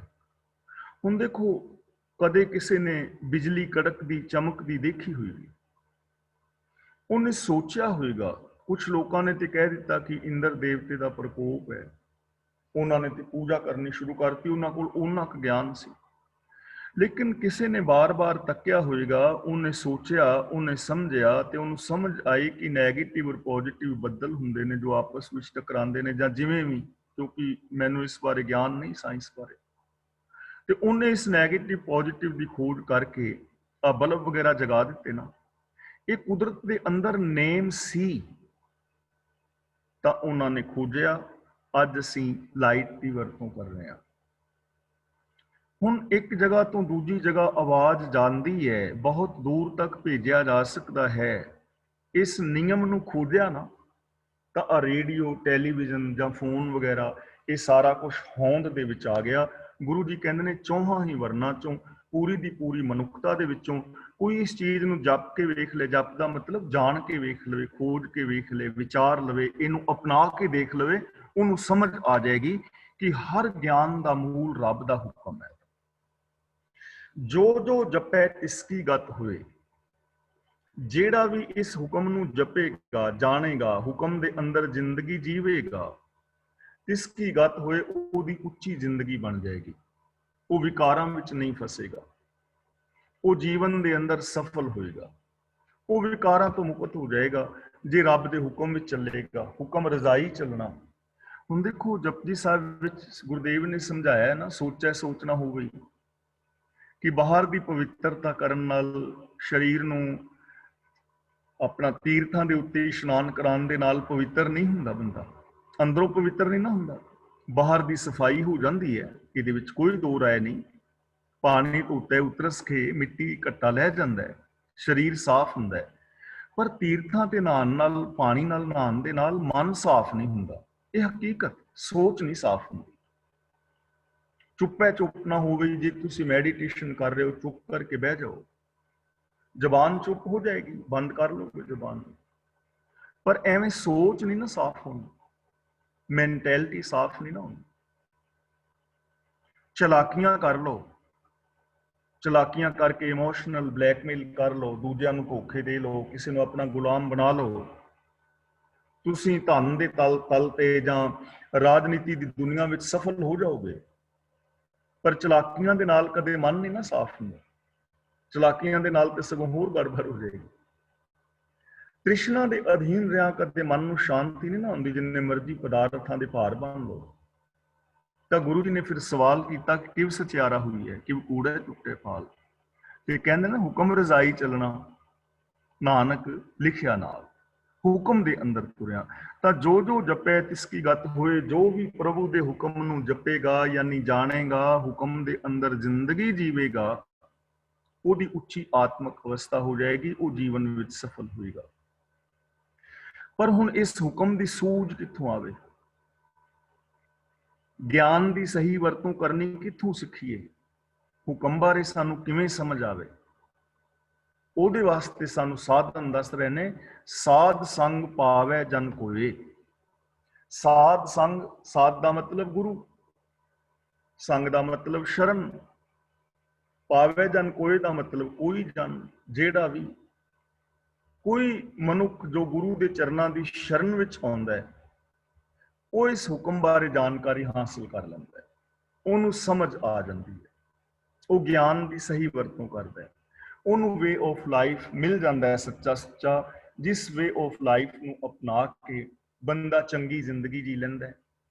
ਬੰਦੇ ਦੇ ਜੀਵਨ ਵਿੱਚ ਖੁਸ਼ਹਾਲੀ ਆ ਜਾਂਦੀ ਹੈ, ਸੁਖ ਆਨੰਦ ਖੇੜਾ ਔਰ ਪ੍ਰਸੰਨਤਾ ਆ ਜਾਂਦੀ ਹੈ। ਕੋਈ ਬੰਦਾ ਜਿਹੜਾ ਨਾ ਉਹ ਗੁਰੂ ਦੇ ਚਰਨਾਂ ਦੀ ਸ਼ਰਨ ਚੋਂ ਇਸ ਚੀਜ਼ ਨੂੰ ਪਾਉਂਦਾ ਹੈ। ਤਾਂ ਦੇਖੋ ਸਾਡੇ ਵਾਸਤੇ ਕਿੰਨਾ ਆਸਾਨ ਰਾਹ ਗੁਰੂ ਜੀ ਨੇ ਦੱਸਿਆ ਕਿ ਜੇ ਅਸੀਂ ਵੀ ਪਾਣਾ ਚਾਹੁੰਦੇ ਹਾਂ, ਰੱਬੀ ਰਜ਼ਾ ਵਿੱਚ ਤੁਰਨਾ ਚਾਹੁੰਦੇ ਹਾਂ, ਜੀਵਨ ਨੂੰ ਸਫਲ ਕਰਨਾ ਚਾਹੁੰਦੇ ਹਾਂ, ਤਾਂ ਉਹਦੇ ਵਾਸਤੇ ਇੱਕ ਹੀ ਨੇਮ ਹੈ ਕਿ ਅਸੀਂ ਰੱਬ ਦੇ ਰਜ਼ਾ ਨੂੰ ਸਮਝੀਏ। ਤੇ ਉਹਦੇ ਲਈ ਇੱਕ ਨੇਮ ਹੈ ਕਿ ਅਸੀਂ ਬਾਣੀ ਆਪ ਪੜ੍ਹੀਏ, ਗੁਰਬਾਣੀ ਦੀ ਵਿਚਾਰ ਕਰੀਏ ਤੇ ਗੁਰਬਾਣੀ ਮੁਤਾਬਕ ਜ਼ਿੰਦਗੀ ਜੀਵੀਏ, ਅਮਲ ਕਰੀਏ। ਕਰ ਕਿਰਪਾ ਅੰਤਰ ਉਰਤਾਰੈ, ਰਹਿਮਤ ਕਰਕੇ ਉਹਦੇ ਹਿਰਦੇ ਦੇ ਅੰਦਰ ਰੱਬ ਟਿਕਾ ਦੇਵੇ ਆਪਣਾ ਹੁਕਮ, ਜਿਸ ਤੇ ਕਿਰਪਾ ਕਰਦਾ ਹੈ। ਉਹਦੇ ਹਿਰਦੇ ਅੰਦਰ, ਉਹਦੀ ਸੋਚ ਦੇ ਅੰਦਰ ਪ੍ਰਭੂ ਆਪਣਾ ਹੁਕਮ ਟਿਕਾ ਦਿੰਦਾ ਹੈ। ਹੁਣ ਇਹ ਗੱਲ ਸਮਝਣ ਵਾਲੀ ਹੈ। ਅਸੀਂ ਆਮ ਸੋਚਦੇ ਹਾਂ ਨਾ ਕਿ ਫਲਾਂ ਬੰਦੇ ਤੇ ਬੜੀ ਕਿਰਪਾ ਹੈ, ਰਹਿਮ ਹੈ ਰੱਬ ਦੀ, ਵੀ ਉਹਦੇ ਕੋਲ ਕੋਠੀ ਬੜੀ ਵੱਡੀ ਹੈ, ਮਕਾਨ ਜ਼ਿਆਦਾ ਹੈ, ਪ੍ਰੋਪਰਟੀ ਜ਼ਿਆਦਾ ਹੈ। ਅਸੀਂ ਰੱਬ ਦੀ ਰਹਿਮਤ ਨੂੰ ਇਹਨਾਂ ਚੀਜ਼ਾਂ ਦੇ ਨਾਲ ਤੋਲਦੇ ਹਾਂ। ਕੋਈ ਦੋ ਰਾਏ ਨਹੀਂ, ਰੱਬ ਦੀ ਰਹਿਮਤ ਕਰਕੇ ਹੀ ਹੈ ਸਾਰਾ ਕੁਝ। ਪਰ ਗੁਰੂ ਜੀ ਕਹਿੰਦੇ ਨੇ ਜਿਹਦੇ ਤੇ ਰੱਬ ਰਹਿਮਤ ਕਰਦਾ ਹੈ, ਉਹਦੇ ਅੰਦਰ ਆਪਣਾ ਹੁਕਮ ਟਿਕਾ ਦਿੰਦਾ ਹੈ, ਯਾਨੀ ਉਹ ਇਨਸਾਨ ਰੱਬੀ ਰਜ਼ਾ ਮੁਤਾਬਕ ਤੁਰਦਾ ਹੈ। ਤਾਂ ਰੱਬ ਦੀ ਰਹਿਮਤ ਦਾ ਪਾਤਰ ਬਣਨ ਲਈ ਸਾਨੂੰ ਕੀ ਕਰਨਾ ਚਾਹੀਦਾ ਹੈ? ਰੱਬ ਦੇ ਹੁਕਮ ਵਿੱਚ ਤੁਰਨਾ ਚਾਹੀਦਾ ਹੈ। ਰੱਬ ਦੇ ਹੁਕਮ ਵਿੱਚ, ਰਜ਼ਾ ਦੇ ਅੰਦਰ, ਭਾਣੇ ਵਿੱਚ ਤੁਰਨਾ, ਲਾ ਆਫ ਨੇਚਰ ਨੂੰ ਸਮਝਣਾ, ਜਾਂ ਸੌਖੇ ਸ਼ਬਦਾਂ ਵਿੱਚ ਕਵੀ ਤਾਂ ਜੋ ਸ੍ਰੀ ਗੁਰੂ ਗ੍ਰੰਥ ਸਾਹਿਬ ਜੀ ਦੀ ਪਾਵਨ ਬਾਣੀ ਸਾਨੂੰ ਵੇ ਆਫ ਲਾਈਫ ਦਿੰਦੀ ਹੈ, ਇਸ ਵੇ ਆਫ ਲਾਈਫ ਨੂੰ ਅਪਣਾ ਲੈਣਾ। ਰੱਬ ਦੀ ਰਹਿਮਤ, ਇਹੀ ਰੱਬ ਦੀ ਰਹਿਮਤ ਹੈ ਨਾ। ਤਾਂ ਉਹਦੇ ਹਿਰਦੇ ਵਿੱਚ ਨਾਮ ਯਾਨੀ ਹੁਕਮ ਟਿਕ ਜਾਂਦਾ ਹੈ। ਉਹ ਹੁਕਮ ਦੇ ਅੰਦਰ ਜ਼ਿੰਦਗੀ ਜੀਂਦਾ ਹੈ, ਉਹ ਰਜ਼ਾ ਦੇ ਅੰਦਰ ਜ਼ਿੰਦਗੀ ਜੀਂਦਾ ਹੈ। ਪਸ਼ ਪ੍ਰੇਤ ਮੁਗਧ ਪਾਥਰ ਕੋ ਤਾਰੈ, ਕਿ ਜੋ ਰੱਬੀ ਰਜ਼ਾ ਦੇ ਅੰਦਰ ਤੁਰਦਾ ਹੈ ਨਾ, ਪਸ਼ ਦਾ ਮਤਲਬ ਜਿਹੜੀ ਪਸ਼ੂ ਬਿਰਤੀ ਇਨਸਾਨ ਹੈ, ਜਿਹਦੇ ਅੰਦਰ ਪਸ਼ੂਪੁਣਾ ਹੈ। ਦੇਖੋ ਭਗਤ ਕਬੀਰ ਜੀ ਦਾ ਇੱਕ ਪਾਵਨ ਸ਼ਬਦ ਹੈ, ਨਰੂ ਮਰੈ ਨਰ ਕਾਮ ਨਾ ਆਵੇ, ਪਸ਼ੂ ਮਰੈ ਦਸ ਕਾਜ ਸਵਾਰੇ। ਨਰੂ ਦਾ ਮਤਲਬ ਹੈ ਇਨਸਾਨੀਅਤ। ਨਰੂ ਮਰੈ, ਜਦੋਂ ਕਿਸੇ ਬੰਦੇ ਦੇ ਅੰਦਰੋਂ ਇਨਸਾਨੀਅਤ ਮਰ ਜਾਂਦੀ ਹੈ, ਨਰ ਕਾਮ ਨਾ ਆਵੇ, ਉਹ ਬੰਦਾ ਕਿਸੇ ਦੇ ਕੰਮ ਨਹੀਂ ਆਉਂਦਾ। ਨਾ ਉਹ ਕਿਸੇ ਦੀ ਹੈਲਪ ਕਰੇਗਾ, ਨਾ ਉਹ ਕਿਸੇ ਦੇ ਦੁੱਖ ਸੁੱਖ ਵਿੱਚ ਭਾਈਵਾਲ ਹੋਏਗਾ, ਨਾ ਉਹ ਕਿਸੇ ਦੀਆਂ ਭਾਵਨਾਵਾਂ ਦੀ ਕਦਰ ਕਰੇਗਾ, ਨਾ ਉਹ ਕਿਸੇ ਨੂੰ ਸੁੱਖ ਸ਼ਾਂਤੀ ਦੇਣ ਦਾ ਯਤਨ ਕਰੇਗਾ। ਉਹ ਕਿਸੇ ਦੇ ਕੰਮ ਨਹੀਂ ਆਏਗਾ, ਸਿਮਲ ਰੁੱਖ ਵਰਗਾ ਹੋਏਗਾ। ਨਰੂ ਮਰੈ ਨਰ ਕਾਮ ਨਾ ਆਵੇ, ਪਸ਼ੂ ਮਰੈ, ਪਰ ਜਦੋਂ ਕਿਸੇ ਦੇ ਅੰਦਰੋਂ ਪਸ਼ੂਪੁਣਾ ਮਰਦਾ ਹੈ, 10 ਕਾਜ ਸਵਾਰੇ, ਉਹ ਬੰਦਾ ਫਿਰ ਕਾਰਜ ਸਵਾਰਦਾ ਹੈ, ਅਨੇਕਾਂ ਕਾਰਜ ਸਵਾਰਦਾ ਹੈ, ਲੋਕਾਂ ਦੇ ਕੰਮ ਆਉਂਦਾ ਹੈ ਜਿਹਦੇ ਅੰਦਰੋਂ ਪਸ਼ੂ ਮਰ ਜਾਂਦਾ। ਅਸੀਂ ਆਮ ਕਹਿ ਦਿੰਦੇ ਹਾਂ ਕਿ ਫਲਾਂ ਬੰਦਾ ਤੇ ਪਸ਼ੂ, ਛੱਡ ਪਰਾਂ ਯਾਰ, ਡੰਗਰ ਬੰਦਾ, ਡੰਗਰ ਹੈ। ਫਲਾਂ ਬੰਦਾ ਖੋਤਾ ਹੈ, ਖੋਤੇ ਦਾ ਮਤਲਬ ਕਿ ਮੂਰਖ ਹੈ, ਕਹਿੰਦੇ ਆ ਨਾ। ਗੁਰੂ ਜੀ ਨੇ ਵੀ ਪਾਵਨ ਬਾਣੀ ਵਿੱਚ ਬਚਨ ਕੀਤਾ ਹੈ, ਕਰਤੂਤ ਪਸ਼ੂ ਕੀ ਮਾਨਸ ਜਾਤ। ਤਾਂ ਇੱਥੇ ਪਸ਼ੂ ਦਾ ਮਤਲਬ ਹੈ ਕਿ ਜਿਨ੍ਹਾਂ ਦੇ ਅੰਦਰ ਪਸ਼ੂ ਬਿਰਤੀਆਂ ਨੇ, ਉਹਨਾਂ ਨੂੰ ਹੀ ਤਾਰ ਦਿੰਦਾ ਹੈ ਰੱਬ। ਕਿਹੜੇ ਪਸ਼ੂ ਬਿਰਤੀਆਂ ਤਰ ਜਾਂਦੇ ਨੇ? ਜੇ ਹੁਕਮ ਵਿੱਚ ਤੁਰਨ। ਜੇ ਰਜਾ ਦੇ ਅੰਦਰ ਬੰਦਾ ਤੁਰਨਾ ਸ਼ੁਰੂ ਕਰ ਦੇਵੇ ਤੇ ਪਸ਼ੂ ਬਿਰਤੀ ਵੀ ਖਤਮ ਹੋ ਜਾਏ। ਪ੍ਰੇਤ, ਹੁਣ ਪ੍ਰੇਤ ਕੌਣ ਹੈ? ਮਾਇਆ ਮੋਹ ਸਭ ਪ੍ਰੇਤ ਹੈ। ਜਿਹਦੇ ਅੰਦਰ ਮਾਇਆ ਦਾ ਮੋਹ ਹੈ ਨਾ, ਮਾਇਆ ਸੋਚ ਬਾਰੇ ਤੁਹਾਨੂੰ ਪਤਾ ਹੀ ਹੈ, ਉਹ ਸੋਚ, ਉਹ ਬੰਦਾ ਪ੍ਰੇਤ ਹੈ, ਜਿਹੜਾ ਹਰ ਇੱਕ ਦੇ ਵਿੱਚ ਰੱਬ ਨੂੰ ਨਹੀਂ ਵਿੰਦਾ, ਰੱਬ ਵਰਗਾ ਪਿਆਰ ਵਿਹਾਰ ਨਹੀਂ ਕਰਦਾ। ਜਿਹਦੇ ਅੰਦਰ ਮੇਰ ਤੇਰ ਦੇ ਵਿਤਕਰੇ ਨੇ, ਜਿਸ ਦੇ ਅੰਦਰ ਸੈਲਫਿਸ਼ਨੈਸ ਹੈ, ਉਹ ਪ੍ਰੇਤ ਹੈ। ਵੀਰਵਾਰ ਵੀਰ ਭਰਮ ਭੁਲਾਏ, ਪ੍ਰੇਤ ਭੂਤ ਸਭ ਦੂਜੇ ਲਾਏ। ਉਹ ਪ੍ਰੇਤ ਨੇ ਜਿਹੜੇ ਇੱਕ ਨੂੰ ਛੱਡ ਕੇ ਦਵੈਤ ਦੇ ਵਿੱਚ ਲੱਗੇ ਹੋਏ ਨੇ। ਤਾਂ ਗੁਰੂ ਜੀ ਕਹਿੰਦੇ ਨੇ ਐਸੇ ਜੋ ਪ੍ਰੇਤ ਨੇ, ਉਹਨਾਂ ਨੂੰ ਵੀ ਰੱਬ ਤਾਰ ਦਿੰਦਾ ਹੈ। ਜੇ ਹੁਕਮ ਦੇ ਅੰਦਰ ਤੁਰਨ ਤੇ ਐਸੇ ਪ੍ਰੇਤ ਵੀ ਤਰ ਸਕਦੇ ਨੇ। ਮੁਗਧ ਦਾ ਮਤਲਬ ਮੂਰਖ, ਅਣਜਾਣ, ਜਿਹੜੇ ਬੇਸਮਝ ਨੇ, ਉਹਨਾਂ ਦਾ ਵੀ ਪਾਰ ਉਤਾਰਾ ਹੋ ਜਾਂਦਾ, ਉਹਨਾਂ ਨੂੰ ਵੀ ਗਿਆਨ ਮਿਲ ਜਾਂਦਾ। ਦੇਖੋ ਆਪਾਂ ਪਹਿਲੋਂ ਵਿਚਾਰ ਕੀਤੀ ਕਈ ਵਾਰ ਵੀ ਸਿਆਣੇ ਔਰ ਪਾਗਲ ਵਿੱਚ ਫਰਕ ਕੀ ਹੈ। ਜੇ ਤੇ ਬਾਹਰੀ ਤੌਰ ਤੇ ਵੇਖੀ ਤੇ ਕੋਈ ਫਰਕ ਨਹੀਂ, ਸਿਆਣਾ ਬੰਦਾ ਵੀ ਖਾਂਦਾ ਹੈ, ਪਾਗਲ ਵੀ ਖਾ ਰਿਹਾ ਹੈ, ਸਿਆਣਾ ਵੀ ਚੱਲ ਰਿਹਾ ਹੈ, ਪਾਗਲ ਵੀ ਚੱਲ ਰਿਹਾ ਹੈ, ਸਿਆਣਾ ਵੀ ਕੱਪੜੇ ਪਾਉਂਦਾ ਹੈ, ਪਾਗਲ ਵੀ ਪਾਉਂਦਾ ਹੈ, ਸਿਆਣਾ ਵੀ ਬੋਲਦਾ ਹੈ, ਪਾਗਲ ਵੀ ਬੋਲਦਾ ਹੈ। ਫਰਕ ਕੀ ਹੋਇਆ? ਫਰਕ ਇਹਨਾਂ ਹੈ ਕਿ ਸਿਆਣੇ ਨੂੰ ਪਤਾ ਹੈ ਮੈਂ ਕੀ ਬੋਲ ਰਿਹਾ, ਕਮਲਾ ਵਿਚਾਰਾ, ਪਾਗਲ ਬੰਦੇ ਬੋਲੀ ਜਾਂਦੇ ਨੇ ਪਰ ਉਹਨਾਂ ਨੂੰ ਪਤਾ ਨਹੀਂ ਹੁੰਦਾ ਇਹਦਾ ਰਿਜ਼ਲਟ ਕੀ ਹੈ, ਕੀ ਬੋਲ ਰਹੇ ਹਾਂ, ਕੀ ਖਾ ਰਹੇ ਹਾਂ। ਪਾਗਲ ਬੰਦਾ ਤੁਰਿਆ ਜਾ ਰਿਹਾ ਪਰ ਪਤਾ ਨਹੀਂ ਕਿੱਧਰ ਤੁਰਿਆ ਜਾ ਰਿਹਾ ਹੈ ਨਾ ਇਹ ਚੀਜ਼। ਤਾਂ ਮੁਗਧ ਦਾ ਮਤਲਬ ਅਣਜਾਣ ਬੰਦਾ, ਭਟਕਿਆ ਹੋਇਆ ਬੰਦਾ, ਜਿਸ ਦੀ ਜ਼ਿੰਦਗੀ ਦਾ ਕੋਈ ਏਮ ਹੀ ਨਹੀਂ, ਗੋਲ ਹੀ ਨਹੀਂ ਕਿ ਮੇਰੀ ਜ਼ਿੰਦਗੀ ਦਾ ਰਿਜ਼ਲਟ ਕੀ ਨਿਕਲੇਗਾ। ਅਗਿਆਨੀ ਬੰਦਿਆਂ ਨੂੰ ਹੀ ਰੱਬ ਤਾਰ ਦਿੰਦਾ ਹੈ, ਯਾਨੀ ਉਹ ਵੀ ਤਰ ਜਾਂਦੇ ਨੇ ਜੇ ਉਹ ਰੱਬੀ ਸਿਸਟਮ ਨੂੰ ਸਮਝਣ। ਪਾਥਰ ਦਾ ਮਤਲਬ ਪੱਥਰ, ਪੱਥਰ ਦਾ ਮਤਲਬ ਪੱਥਰ ਚਿੱਟ, ਪੱਥਰ ਵਰਗਾ ਜਿਹਦਾ ਕਠੋਰ ਹਿਰਦਾ। ਅਸੀਂ ਕਹਿੰਦੇ ਫਲਾਂ ਬੰਦੇ ਦਾ ਦਿਲ ਤੇ ਪੱਥਰ ਹੈ, ਔਰ ਹਕੀਕਤ ਹੈ। ਆਮ ਬੰਦਾ ਦੂਜੇ ਨੂੰ ਕਹਿ ਦਿੰਦਾ ਕਿ ਉਹ ਤੇ ਪੱਥਰ ਹੋ ਗਿਆ ਹੈ। ਅੱਜ ਜੇ ਇਸ ਬੰਦੇ ਵੱਲ ਵੇਖਿਆ ਜਾਏ ਨਾ ਤੇ ਪੱਥਰ ਪੂਜ ਪੂਜ ਬੰਦਾ ਪੱਥਰਾਂ ਵਰਗਾ ਹੀ ਹੋ ਗਿਆ। ਹੀਰੋਸ਼ੀਮਾ ਨਾਗਾਸਾਕੀ ਸ਼ਹਿਰ ਵੱਲ ਕਦੇ ਝਾਤ ਮਾਰੋ, ਕਿੰਨਾ ਪੱਥਰ ਦਿਲ ਇਨਸਾਨ ਹੈ ਜੋ ਐਟਮ ਬੰਬ ਗਿਰਾ ਕੇ ਲੱਖਾਂ ਲੋਕਾਂ ਨੂੰ ਰਾਖ ਕਰ ਦਿੰਦਾ। ਕਿੰਨਾ ਪੱਥਰ ਦਿਲ ਇਨਸਾਨ ਜੋ ਬੰਬ ਧਮਾਕੇ ਕਰਕੇ ਨਾਜਾਇਜ਼ ਲੋਕਾਂ ਦੀ ਹੱਤਿਆ ਕਰਦਾ। ਕਿਤਨਾ ਪੱਥਰ ਦਿਲ ਹੈ ਬੰਦਾ, ਡੁਪਲੀਕੇਟ ਦਵਾਈਆਂ ਵੇਚਦਾ ਹੈ। ਕਿੰਨਾ ਪੱਥਰ ਦਿਲ ਹੈ ਬੰਦਾ ਜੋ 80-90 ਹਜ਼ਾਰ ਰੁਪਇਆ ਮਹੀਨੇ ਦੀ ਤਨਖਾਹ ਹੈ ਪਰ 300 ਰੁਪਇਆ ਦਿਹਾੜੀ ਵਾਲੇ ਬੰਦੇ ਦੇ ਕੋਲੋਂ ਰਿਸ਼ਵਤ ਮੰਗ ਰਿਹਾ ਹੈ। ਕਿਤਨਾ ਪੱਥਰ ਦਿਲ ਹੈ ਬੰਦਾ, ਆਪਣੀ ਹੀ ਬੱਚੀਆਂ ਨੂੰ ਜਨਮ ਤੋਂ ਪਹਿਲਾਂ ਮੌਤ ਦੇ ਘਾਟ ਉਤਾਰ ਰਿਹਾ ਹੈ। ਕਿੰਨਾ ਪੱਥਰ ਦਿਲ ਹੈ ਬੰਦਾ, ਧੀਆਂ ਵਾਲਿਆਂ ਤੋਂ ਦਾਜ ਔਰ ਦਹੇਜ ਮੰਗਦਾ ਹੈ। ਕਿੰਨਾ ਪੱਥਰ ਦਿਲ ਹੈ ਇਨਸਾਨ ਜੋ ਖਾਣ ਪੀਣ ਵਾਲੀਆਂ ਚੀਜ਼ਾਂ ਦੇ ਅੰਦਰ ਮਿਲਾਵਟ ਕਰ ਰਿਹਾ ਹੈ। ਤਾਂ ਇਹ ਪੱਥਰ ਦਿਲ ਹੀ ਹੈ ਨਾ। ਕਿਸੇ ਦੂਜੇ ਦੇ ਦੁੱਖ ਨੂੰ ਵੇਖ ਕੇ ਦੁੱਖ ਹੀ ਨਾ ਆਉਣਾ, ਕਿਸੇ ਬੰਦੇ ਦਾ ਸ਼ੋਸ਼ਣ ਕਰਨਾ, ਸਰੀਰਕ ਤੌਰ ਤੇ, ਮਾਨਸਿਕ ਤੌਰ ਤੇ, ਆਰਥਿਕ ਤੌਰ ਤੇ ਸ਼ੋਸ਼ਣ ਕਰਨਾ, ਹੱਕ ਖਾਣਾ, ਪੱਥਰ ਹੈ ਨਾ। ਤਾਂ ਗੁਰੂ ਜੀ ਕਹਿੰਦੇ ਨੇ ਜਿਹੜੇ ਐਸੇ ਪੱਥਰ ਨੇ, ਜੇ ਉਹ ਰੱਬੀ ਰਜ਼ਾ ਵਿੱਚ ਤੁਰਨ ਤੇ ਰੱਬ ਉਹਨਾਂ ਨੂੰ ਉਤਾਰ ਦਿੰਦਾ। ਸਿਸਟਮ ਦੀ ਸਮਝ ਆ ਜਾਏ ਨਾ ਕਿ ਜੈਸਾ ਵਿਹਾਰ ਮੈਂ ਦੂਜਿਆਂ ਦੇ ਨਾਲ ਕਰਨਾ, ਜੇ ਇਹ ਵਿਹਾਰ ਮੇਰੇ ਨਾਲ ਕੀਤਾ ਜਾਏ ਤਾਂ ਮੇਰਾ ਕੀ ਹਾਲ ਹੋਊਗਾ। ਤਾਂ ਗੁਰੂ ਜੀ ਕਹਿੰਦੇ ਨੇ ਜਿਹੜਾ ਇਨਸਾਨ ਰੱਬ ਦੀ ਰਹਿਮਤ ਦਾ ਪਾਤਰ ਬਣ ਜਾਂਦਾ ਹੈ, ਰੱਬ ਉਹਦੇ ਅੰਦਰ ਆਪਣੇ ਹੁਕਮ ਦੀ ਪ੍ਰੀਤ ਵਸਾਉਂਦਾ ਹੈ, ਤੇ ਜਿਹੜਾ ਬੰਦੇ ਦੇ ਅੰਦਰ ਹੁਕਮ ਦੀ ਪ੍ਰੀਤ ਵਸ ਜਾਏ, ਉਹ ਪਸ਼ੂ, ਪ੍ਰੇਤ, ਮੁਗਧ ਔਰ ਪੱਥਰ ਤਰ ਜਾਂਦੇ ਹਨ, ਉਹ ਅਸਲੀ ਇਨਸਾਨ ਬਣ ਜਾਂਦੇ ਨੇ, ਉਹ ਰੱਬ ਦਾ ਰੂਪ ਹੋ ਜਾਂਦੇ ਨੇ। ਸਰਬ ਰੋਗ ਕਾ ਔਖਦ ਨਾਮ, ਨਾਮ ਦਾ ਮਤਲਬ ਹੁਕਮ, ਔਖਦ ਦਾ ਮਤਲਬ ਦਵਾਈ, ਰੋਗ ਦਾ ਮਤਲਬ ਰੋਗ, ਸਰਬ ਰੋਗ ਦਾ ਮਤਲਬ ਸਾਰੇ ਰੋਗ। ਸਾਰੇ ਰੋਗਾਂ ਦੀ ਦਵਾਈ ਰੱਬ ਦਾ ਹੁਕਮ ਹੈ, ਹੁਕਮ ਦੇ ਅੰਦਰ ਤੁਰਨਾ। ਦੇਖੋ ਕਿਹੜੇ ਨੇ ਰੋਗ? ਰਾਜਨੀਤਿਕ, ਧਾਰਮਿਕ, ਆਰਥਿਕ, ਸਮਾਜਿਕ, ਇਹ 4 ਕਿਸਮ ਦੇ ਮੋਟੇ ਰੋਗ ਨੇ। ਰਾਜਨੀਤਿਕ ਰੋਗ ਹੈ ਨਾ ਬਹੁਤ ਵੱਡਾ, ਇਸ ਸੰਸਾਰ ਨੂੰ ਸੀਮਾਵਾਂ ਦੇ ਅੰਦਰ ਵੰਡ ਦੇਣਾ, ਰੱਬ ਦੇ ਇੱਕ ਸੰਸਾਰ ਨੂੰ ਜੋ ਇੱਕ ਓੰਕਾਰ ਹੋਵੇ, ਜਿਹੜਾ ਦਿਸਦਾ ਜਗਤ ਰੱਬ ਦਾ ਰੂਪ ਹੋਵੇ, ਉਹਦੇ ਉੱਤੇ ਸੀਮਾਵਾਂ ਦੀਆਂ ਰੇਖਾਂ ਖਿੱਚ ਕੇ, ਸੀਮਾਵਾਂ ਦੇ ਆਧਾਰ ਤੇ ਦੇਸ਼ਾਂ ਨੂੰ ਵੰਡ ਕੇ, ਤੇ ਇੱਕ ਦੇਸ਼ ਦੂਜੇ ਦੇਸ਼ ਵਾਸਤੇ ਮਿਜ਼ਾਈਲਾਂ, ਟੈਂਕ, ਤੋਪ ਔਰ ਐਟਮ ਤੇ ਹਾਈਡਰੋਜਨ ਬੰਬ ਬਣਾ ਰਿਹਾ ਹੋਵੇ, ਇਸ ਤੋਂ ਵੱਡਾ ਰੋਗ ਕੀ ਹੋਏਗਾ? ਇਸ ਤੋਂ ਵੱਡਾ ਰੋਗ ਕੀ ਹੈ? ਸਮਾਜ ਦੇ ਅੰਦਰ ਜਾਤੀਵਾਦ ਦੇ ਨਾਮ ਦੇ ਉੱਤੇ ਮਨੁੱਖਤਾ ਨੂੰ ਵੰਡ ਦੇਣਾ, ਇਸ ਤੋਂ ਵੱਡਾ ਰੋਗ ਕੀ ਹੋਏਗਾ?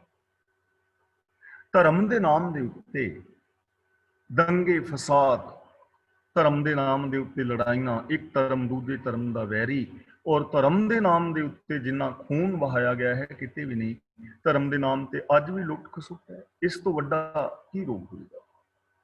ਆਰਥਿਕ ਤੌਰ ਤੇ ਇੱਕ ਪਾਸੇ ਫੁੱਟਪਾਥਾਂ ਤੇ ਪਏ ਹੋਏ ਲੋਕ ਹੋਣ ਤੇ ਦੂਜੇ ਪਾਸੇ ਬਹੁ ਮੰਜ਼ਲੀ ਇਮਾਰਤਾਂ, ਇਸ ਤੋਂ ਵੱਡਾ ਕੀ ਰੋਗ ਹੋਏਗਾ?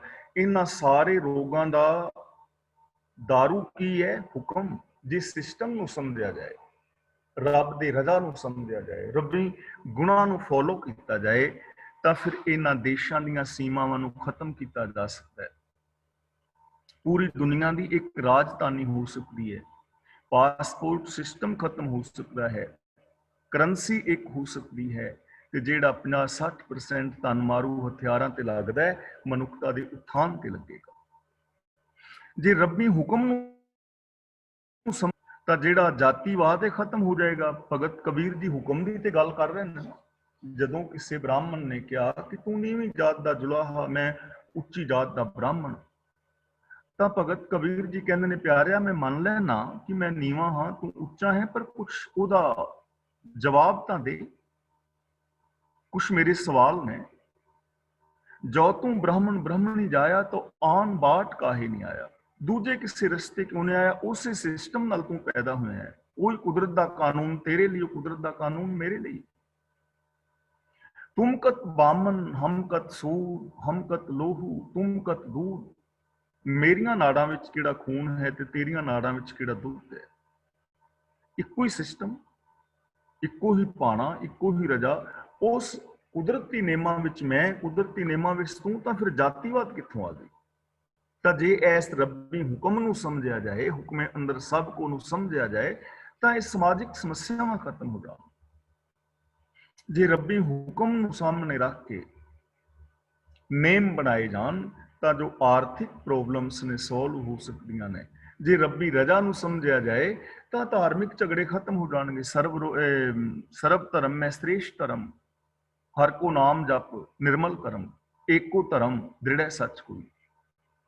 ਦੇਖੋ ਸਰੀਰਕ ਜੋ ਰੋਗ ਨੇ, ਸਰੀਰਕ ਰੋਗ, ਉਹਨਾਂ ਦੀ ਦਵਾਈ ਕੀ ਹੈ? ਹੁਕਮ, ਸਿਸਟਮ।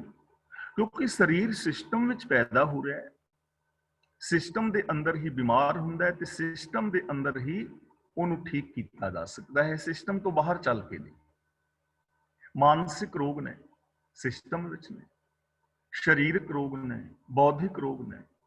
ਤਾਂ ਜਿੰਨੇ ਵੀ ਰੋਗ ਨੇ ਉਹਨਾਂ ਸਾਰਿਆਂ ਦੀ ਦਵਾਈ ਇੱਕੋ ਹੀ ਹੈ, ਰੱਬ ਦੇ ਹੁਕਮ ਵਿੱਚ ਤੁਰਨਾ। ਸਰਬ ਰੋਗ ਕਾ ਔਖਦ ਨਾਮ, ਨਾਮ ਦਾ ਮਤਲਬ ਹੁਕਮ। ਸਾਰੇ ਰੋਗ ਮਿਟ ਜਾਣ। ਜੇ ਅਸੀਂ ਸੁਖ ਸ਼ਾਂਤੀ ਚਾਹੁੰਦੇ ਹਾਂ ਤਾਂ ਦੇਖੋ, ਈਰਖਾ, ਦਵੇਸ਼, ਵੈਰ, ਵਿਰੋਧ ਇਹ ਰੋਗ ਨੇ ਨਾ, ਤੇ ਇਹਨਾਂ ਰੋਗਾਂ ਨੂੰ ਮਿਟਾਉਣ ਦਾ ਕੀ ਹੈ ਸਾਧਨ? ਸ਼ੁਭ ਗੁਣ, ਰੱਬੀ ਹੁਕਮ ਵਿੱਚ ਤੁਰਨਾ, ਤੇ ਰੱਬੀ ਹੁਕਮ ਦੇ ਅੰਦਰ ਕੇਵਲ ਗੁਣ ਨੇ। ਪ੍ਰੇਮ ਧਾਰਨ ਕਰੋ, ਈਰਖਾ ਦਾ ਰੋਗ ਮਿਟ ਜਾਏਗਾ। ਜੋਤ ਦੇ ਨਾਲ ਜੁੜ ਜਾਓ, ਜਾਤ ਦਾ ਰੋਗ ਮਿਟ ਜਾਏਗਾ। ਵੰਡ ਕੇ ਛਕਣ ਦੇ ਸਿਧਾਂਤ ਨੂੰ ਅਪਣਾ ਲਓ ਤਾਂ ਰੋਜ਼ਗਾਰ ਸੰਬੰਧੀ ਬਹੁਤ ਕੁਝ ਸੋਲੂਸ਼ਨ ਹੋ ਜਾਏਗਾ। ਸਰਬ ਰੋਗ ਕਾ ਔਖਦ ਨਾਮ, ਕਲਿਆਣ ਰੂਪ ਮੰਗਲ ਗੁਣਗਾਮ। ਕਲਿਆਣ ਰੂਪ ਦਾ ਮਤਲਬ ਕਲਿਆਣਕਾਰੀ ਹੈ, ਮੰਗਲ ਦਾ ਮਤਲਬ ਖੁਸ਼ੀਆਂ ਦੇਣ ਵਾਲਾ ਹੈ, ਕਲਿਆਣ ਦਾ ਮਤਲਬ ਸੁਖ, ਮੰਗਲ ਦਾ ਮਤਲਬ ਚੰਗੇ ਭਾਗ, ਜਿਹਨੂੰ ਅਸੀਂ ਕਹਿ ਦਿੰਦੇ ਹਾਂ। ਗਾਮ ਦਾ ਮਤਲਬ ਗਾਉਣੇ। ਪ੍ਰਭੂ ਦੇ ਗੁਣ ਗਾਉਣੇ ਚੰਗੇ ਭਾਗਾਂ ਤੇ ਸੁਖ ਦਾ ਰੂਪ ਹੈ। ਕਲਿਆਣ ਰੂਪ ਮੰਗਲ ਗੁਣਗਾਮ। ਕਲਿਆਣ ਦਾ ਮਤਲਬ ਸੁਖ, ਮੰਗਲ ਦਾ ਮਤਲਬ ਖੁਸ਼ੀਆਂ, ਚੰਗੇ ਭਾਗ। ਇਹਨਾਂ ਵਾਸਤੇ ਨਿਸ਼ਾਨੀ ਕੀ ਹੈ? ਗੁਣ ਗਾਮ, ਗੁਣ ਗਾਉਣੇ। ਗੁਣ ਗਾਉਣ ਦਾ ਮਤਲਬ ਗੁਣਾਂ ਨੂੰ ਅਪਣਾਉਣਾ। ਮਾਨਸਿਕਤਾ ਵਿੱਚ ਗੁਣ ਹੋਣੇ, ਬੋਲਾਂ ਵਿੱਚ ਗੁਣ ਹੋਣੇ, ਵਿਹਾਰ ਵਿੱਚ ਗੁਣ ਹੋਣੇ। ਜੇ ਕਿਸੇ ਦੇ ਮਾਨਸਿਕਤਾ ਵਿੱਚ ਵੀ ਗੁਣ ਨੇ, ਬੋਲਾਂ ਵਿੱਚ ਵੀ ਗੁਣ ਨੇ, ਵਿਹਾਰ ਵਿੱਚ ਵੀ ਗੁਣ ਨੇ, ਤਾਂ ਉਹਦੀ ਜ਼ਿੰਦਗੀ ਵਿੱਚ ਸੁੱਖ ਵੀ ਹੋਏਗਾ, ਖੁਸ਼ੀਆਂ ਵੀ ਹੋਣਗੇ, ਉਹ ਮੁਕਤ ਵੀ ਹੋਏਗਾ। ਤਾਂ ਗੁਰੂ ਜੀ ਕਹਿੰਦੇ ਨੇ, ਰੱਬੀ ਗੁਣਾਂ ਨੂੰ ਗਾਣਾ ਹੀ ਕਲਿਆਣਕਾਰੀ ਹੈ, ਮੰਗਲਮਈ ਹੈ, ਸੁਖਦਾਇਕ ਹੈ। ਕਾਹੂ ਜੁਗਤ ਕਿਤੈ ਨਾ ਪਾਈਏ ਧਰਮ। ਧਰਮ ਦਾ ਮਤਲਬ ਹੈਗਾ, ਧਰਮ ਦੇ ਮੰਮੇ ਨਾਲ ਸਿਹਾਰੀ ਹੈ, ਧਰਮ ਨਾਲ। ਕਾਹੂ ਧਰਮ ਦਾ ਮਤਲਬ ਕਿਸੇ ਵੀ ਧਰਮ ਦੁਆਰਾ ਜਿਹੜੀਆਂ ਧਾਰਮਿਕ ਰਸਮਾਂ ਮਿੱਥੀਆਂ ਨੇ ਨਾ, ਕਰਮ ਕਾਂਡ। ਕਾਹੂ ਜੁਗਤ ਕਿਸੇ ਰੱਬ ਦੇ ਹੁਕਮ ਤੋਂ ਇਲਾਵਾ, ਰੱਬੀ ਰਜ਼ਾ ਵਿੱਚ ਰਹਿਣ ਤੋਂ ਇਲਾਵਾ ਕੋਈ ਜੁਗਤ, ਕੋਈ ਤਰੀਕਾ ਨਹੀਂ ਕਿ ਬੰਦਾ ਖੁਸ਼ੀ ਪਾ ਲਵੇ, ਸੁਖੀ ਹੋ ਜਾਏ, ਰੱਬ ਵਿੱਚ ਅਭੇਦ ਹੋ ਜਾਏ। ਰੱਬੀ ਰਜ਼ਾ ਤੋਂ ਬਿਨਾ, ਕੁਦਰਤ ਦੇ ਨਿਯਮਾਂ ਨੂੰ ਫੋਲੋ ਕਰਨ ਤੋਂ ਬਿਨਾ ਕੋਈ ਸੁੱਖ ਪਾਉਣ ਦੀ ਜੁਗਤੀ ਹੈ ਜੀ? ਦੱਸ ਸਕਦੇ ਹੋ? ਸਿਰ ਹਿਲਾ ਕੇ ਦੱਸ ਦਿਓ ਹਾਂ ਜਾਂ ਨਾ। ਕੋਈ ਜੁਗਤ ਹੈ? ਨਹੀਂ ਹੈ ਨਾ। ਰੱਬ ਦਾ ਹੁਕਮ ਹੈ ਨਾ, ਹੁਕਮ ਦਾ ਮਤਲਬ ਸਿਸਟਮ, ਕਿ ਅਸੀਂ ਸਵਾਸ ਲੈ ਕੇ ਜਿੰਦਾ ਰਵਾਂਗੇ ਆਕਸੀਜਨ ਦੇ ਨਾਲ। ਤਾਂ ਹੁਣ ਕੋਈ ਜੁਗਤੀ ਹੈ ਕਿ ਜਿਹਦੇ ਅਸੀਂ ਕਾਰਬਨ ਮੋਨੋਆਕਸਾਈਡ ਨਾਲ ਜਿੰਦਾ ਰਹਿ ਲਈਏ, ਅਸੀਂ ਮੱਛੀਆਂ ਦੀ ਤਰ੍ਹਾਂ ਪਾਣੀ ਦੇ ਵਿੱਚ ਰਹਿ ਲਈਏ? ਰੱਬੀ ਰਜ਼ਾ ਹੈ ਨਾ, ਰੱਬੀ ਰਜ਼ਾ ਦੇ ਵਿੱਚ ਅਸੀਂ ਜ਼ਿੰਦਗੀ ਗੁਜ਼ਾਰ ਸਕਦੇ ਹਾਂ, ਰਜ਼ਾ ਤੋਂ ਬਾਹਰ ਨਹੀਂ। ਕਿਤੇ ਨਾ ਪਾਈਏ ਧਰਮ। ਧਰਮ ਦਾ ਮਤਲਬ ਧਾਰਮਿਕ ਰਸਮਾਂ, ਕਰਮ ਕਾਂਡ ਜਿਹੜੇ ਨੇ। ਕੀ ਸ਼ਰਾਧ ਕਰਕੇ ਖੁਸ਼ੀ ਮਿਲ ਸਕਦੀ ਹੈ? ਖੁਸ਼ੀ ਦਾ ਮਤਲਬ ਵਿਕਾਰ ਖਤਮ ਹੋ ਸਕਦੇ ਨੇ। ਸ਼ਰਾਧ ਕੀਤਿਆਂ ਕਿ ਸਾਡੇ ਬਜ਼ੁਰਗਾਂ ਨੂੰ ਭੋਜਨ ਮਿਲ ਸਕਦਾ, ਗਰੰਟੀ ਹੈ।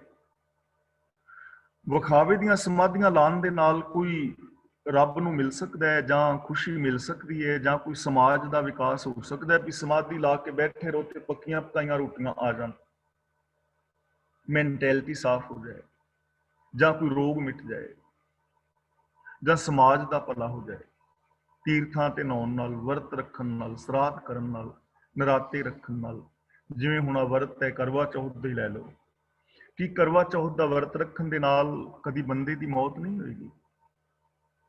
ਤਾਂ ਗੁਰੂ ਜੀ ਕਹਿੰਦੇ ਨੇ, ਜਿਹੜੀਆਂ ਮਿੱਥੀਆਂ ਹੋਈਆਂ ਧਾਰਮਿਕ ਰਸਮਾਂ ਨੇ, ਕਰਮ ਕਾਂਡ ਨੇ, ਔਰ ਕਿੰਨੀਆਂ ਵੀ ਜਿਹੜੀਆਂ ਜੁਗਤਾਂ ਨੇ, ਰੱਬੀ ਰਜ਼ਾ ਵਿੱਚ ਤੁਰਨ ਤੋਂ ਬਿਨਾ ਤੁਸੀਂ ਰੱਬ ਨੂੰ ਨਹੀਂ ਪਾ ਸਕਦੇ, ਖੁਸ਼ੀ ਨਹੀਂ ਪਾ ਸਕਦੇ। ਕਾਹੂ ਜੁਗਤ ਕਿਤੇ ਨਾ ਪਾਈਏ ਧਰਮ। ਕਿਸੇ ਵੀ ਧਾਰਮਿਕ ਰਸਮ ਰਾਹੀਂ ਜੋ ਵਿਖਾਵੇ ਦੀਆਂ ਨੇ ਜਾਂ ਜੁਗਤੀਆਂ ਨੇ, ਉਹਨਾਂ ਰਾਹੀਂ ਨਹੀਂ ਪਾਇਆ ਜਾ ਸਕਦਾ। ਨਾਨਕ ਤਿਸ ਮਿਲੇ ਜਿਸ ਲਿਖਿਆ ਧੁਰ ਕਰਮ। ਧੁਰ ਕਰਮ ਦਾ ਮਤਲਬ ਧੁਰ ਤੋਂ ਜਿਹੜਾ ਕਰਮ ਲਿਖਿਆ ਹੈ, ਉਹਨੂੰ ਮਿਲੇਗਾ ਜੋ ਧੁਰ ਤੋਂ ਲਿਖੇ ਹੁਕਮ ਅਨੁਸਾਰ ਜ਼ਿੰਦਗੀ ਜੀਵੇਗਾ। ਅਸੀਂ ਜਪਜੀ ਸਾਹਿਬ ਵਿੱਚ ਪੜ੍ਹਾਏ ਆ, ਹੁਕਮ ਰਜ਼ਾਈ ਚੱਲਣਾ, ਨਾਨਕ ਲਿਖਿਆ ਨਾਲ। ਨਾਲ ਦਾ ਮਤਲਬ ਜਦੋਂ ਤੋਂ ਇਹ ਸ੍ਰਿਸ਼ਟੀ ਬਣੀ ਹੈ, ਲਿਖਿਆ ਦਾ ਮਤਲਬ ਤੁਰਿਆ ਹੁੰਦਾ। ਤੇ ਜਦੋਂ ਤੋਂ ਕਾਇਨਾਤ ਹੋਂਦ ਵਿੱਚ ਆਈ ਹੈ, ਜੇ ਅਸੀਂ ਬਿਗ ਬੈਂਗ ਥਿਊਰੀ ਤੋਂ ਬਾਅਦ ਦੀ ਗੱਲ ਕਰੀਏ, ਜੇ ਕੋਈ ਬਿਗ ਬੈਂਗ ਥਿਊਰੀ ਵਿੱਚ ਵਿਸ਼ਵਾਸ ਰੱਖਦਾ ਹੈ, ਜੇ ਉੱਥੋਂ ਅਸੀਂ ਬਾਅਦ ਦੀ ਗੱਲ ਕਰੀਏ ਤਾਂ ਸਿਸਟਮ ਹੀ ਹੈ ਨਾ, ਇੱਕ ਲਗਾਤਾਰ ਨੇਮ ਚੱਲੇ ਆ ਰਹੇ ਨੇ। ਉਹਨਾਂ ਨੇਮਾਂ ਦੇ ਅੰਦਰ ਸੰਸਾਰ ਕੰਮ ਕਰ ਰਿਹਾ ਹੈ। ਜਿੰਨੀਆਂ ਵੀ ਅੱਜ ਵਿਗਿਆਨ ਨੇ ਖੋਜਾਂ ਕੀਤੀਆਂ ਨੇ ਉਹ ਨੇਮਾਂ ਦੇ ਅਧੀਨ ਕੀਤੀਆਂ ਨੇ। ਅੱਜ ਵੀ ਜਿਹੜਾ ਕਿਸੇ ਨਿਯਮ ਨੂੰ ਫੋਲੋ ਕਰਦਾ ਹੈ ਉਹ ਸੁਖੀ ਔਰ ਸ਼ਾਂਤ ਹੈ। ਧੁਰ ਦਾ ਮਤਲਬ ਧੁਰ ਤੋਂ। ਤਾਂ ਗੁਰੂ ਜੀ ਕਹਿੰਦੇ ਨੇ ਕਿ ਇਹ ਹੁਕਮ ਉਸੇ ਨੂੰ ਮਿਲਦਾ ਹੈ ਜਿਸ ਤੇ ਰੱਬ ਦੀ ਰਹਿਮਤ ਹੁੰਦੀ ਹੈ, ਔਰ ਜੋ ਧੁਰ ਸ਼ੁਰੂ ਤੋਂ ਜੋ ਕੁਛ ਲਿਖਿਆ ਹੈ ਰੱਬੀ ਰਜ਼ਾ ਮੁਤਾਬਕ ਜ਼ਿੰਦਗੀ ਜੀਂਦਾ ਹੈ। ਹੁਣ ਦੇਖੋ ਅਸੀਂ ਆਪਣੇ ਅੰਦਰ ਲੇਖ ਲਿਖ ਰਹੇ ਹਾਂ। ਇਹਨਾਂ ਚੀਜ਼ਾਂ ਨੂੰ ਥੋੜਾ ਜਿਹਾ ਸਮਝਣ ਦੀ ਲੋੜ ਹੈ ਕਿ ਜਦੋਂ ਅਸੀਂ ਨਿੱਕੇ ਨਿੱਕੇ ਬੱਚੇ ਸਾਂ, ਸਾਨੂੰ ਕੁਛ ਨਹੀਂ ਸੀ ਪਤਾ, ਸਾਡਾ ਮਨ ਇੱਕ ਕੋਰਾ ਕਾਗਜ਼ ਸੀ। ਉਸ ਕੋਰੇ ਕਾਗਜ਼ ਦੇ ਉੱਤੇ ਬਹੁਤ ਕੁਛ ਅਸਾਂ ਲਿਖਿਆ ਹੈ। ਕੁਝ ਸਾਡੇ ਅੰਦਰ ਜੈਨੇਟਿਕ ਗੁਣ ਆ ਰਹੇ ਨੇ, ਕੁਝ ਸਾਡਾ ਐਕਸਪੀਰੀਅੰਸ ਹੈ ਇਸ ਜਗਤ ਦੇ ਅੰਦਰੋਂ, ਅਸਾਂ ਬਹੁਤ ਕੁਝ ਸਿੱਖਿਆ ਹੈ। ਜੋ ਅਸਾਂ ਸੋਚਿਆ, ਜੋ ਅਸਾਂ ਵੇਖਿਆ, ਉਹ ਸਾਡੇ ਅੰਦਰ ਸੰਸਕਾਰ ਬਣਦੇ ਗਏ, ਸਾਡਾ ਸੁਭਾਅ ਬਣ ਗਿਆ, ਸਾਡਾ ਇੱਕ ਜੀਵਨ ਦਾ ਢੰਗ ਹੋ ਗਿਆ, ਸਾਡਾ ਇੱਕ ਸੋਚਣ ਦਾ ਢੰਗ ਹੋ ਗਿਆ।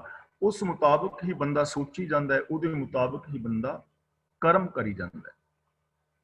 ਕੁਝ ਲੋਕ ਇਸ ਦੁਨੀਆ ਵਿੱਚ ਐਸੇ ਨੇ ਜਿਨ੍ਹਾਂ ਦਾ ਸੁਭਾਅ ਬਹੁਤ ਚੰਗਾ ਹੈ, ਉਹ ਬੜਾ ਮਿੱਠਾ ਬੋਲਦੇ ਨੇ, ਬੜੇ ਹੈਲਪਫੁਲ ਨੇ, ਔਰ ਨਿਰਯਤਨ ਸਹਿਜ ਸੁਭਾਅ ਹੀ ਉਹ ਐਸੇ ਨੇ। ਉਹਨਾਂ ਨੂੰ ਬਣਨ ਦੀ ਲੋੜ ਨਹੀਂ, ਉਹ ਸਹਿਜ ਸੁਭਾਵਕ ਹੀ ਕਰੀ ਜਾਂਦੇ ਨੇ। ਚੰਗਾ ਬੋਲਦੇ ਨੇ, ਮਿੱਠਾ ਬੋਲਦੇ ਨੇ, ਪਿਆਰ ਵਾਲਾ ਬੋਲ, ਹੈਲਪਫੁਲ ਨੇ, ਕਿਉਂਕਿ ਸ਼ੁਰੂ ਤੋਂ ਉਹਨਾਂ ਦੇ ਇਹ ਸੁਭਾਅ ਡਿਵੈਲਪ ਹੁੰਦਾ ਗਿਆ ਹੈ।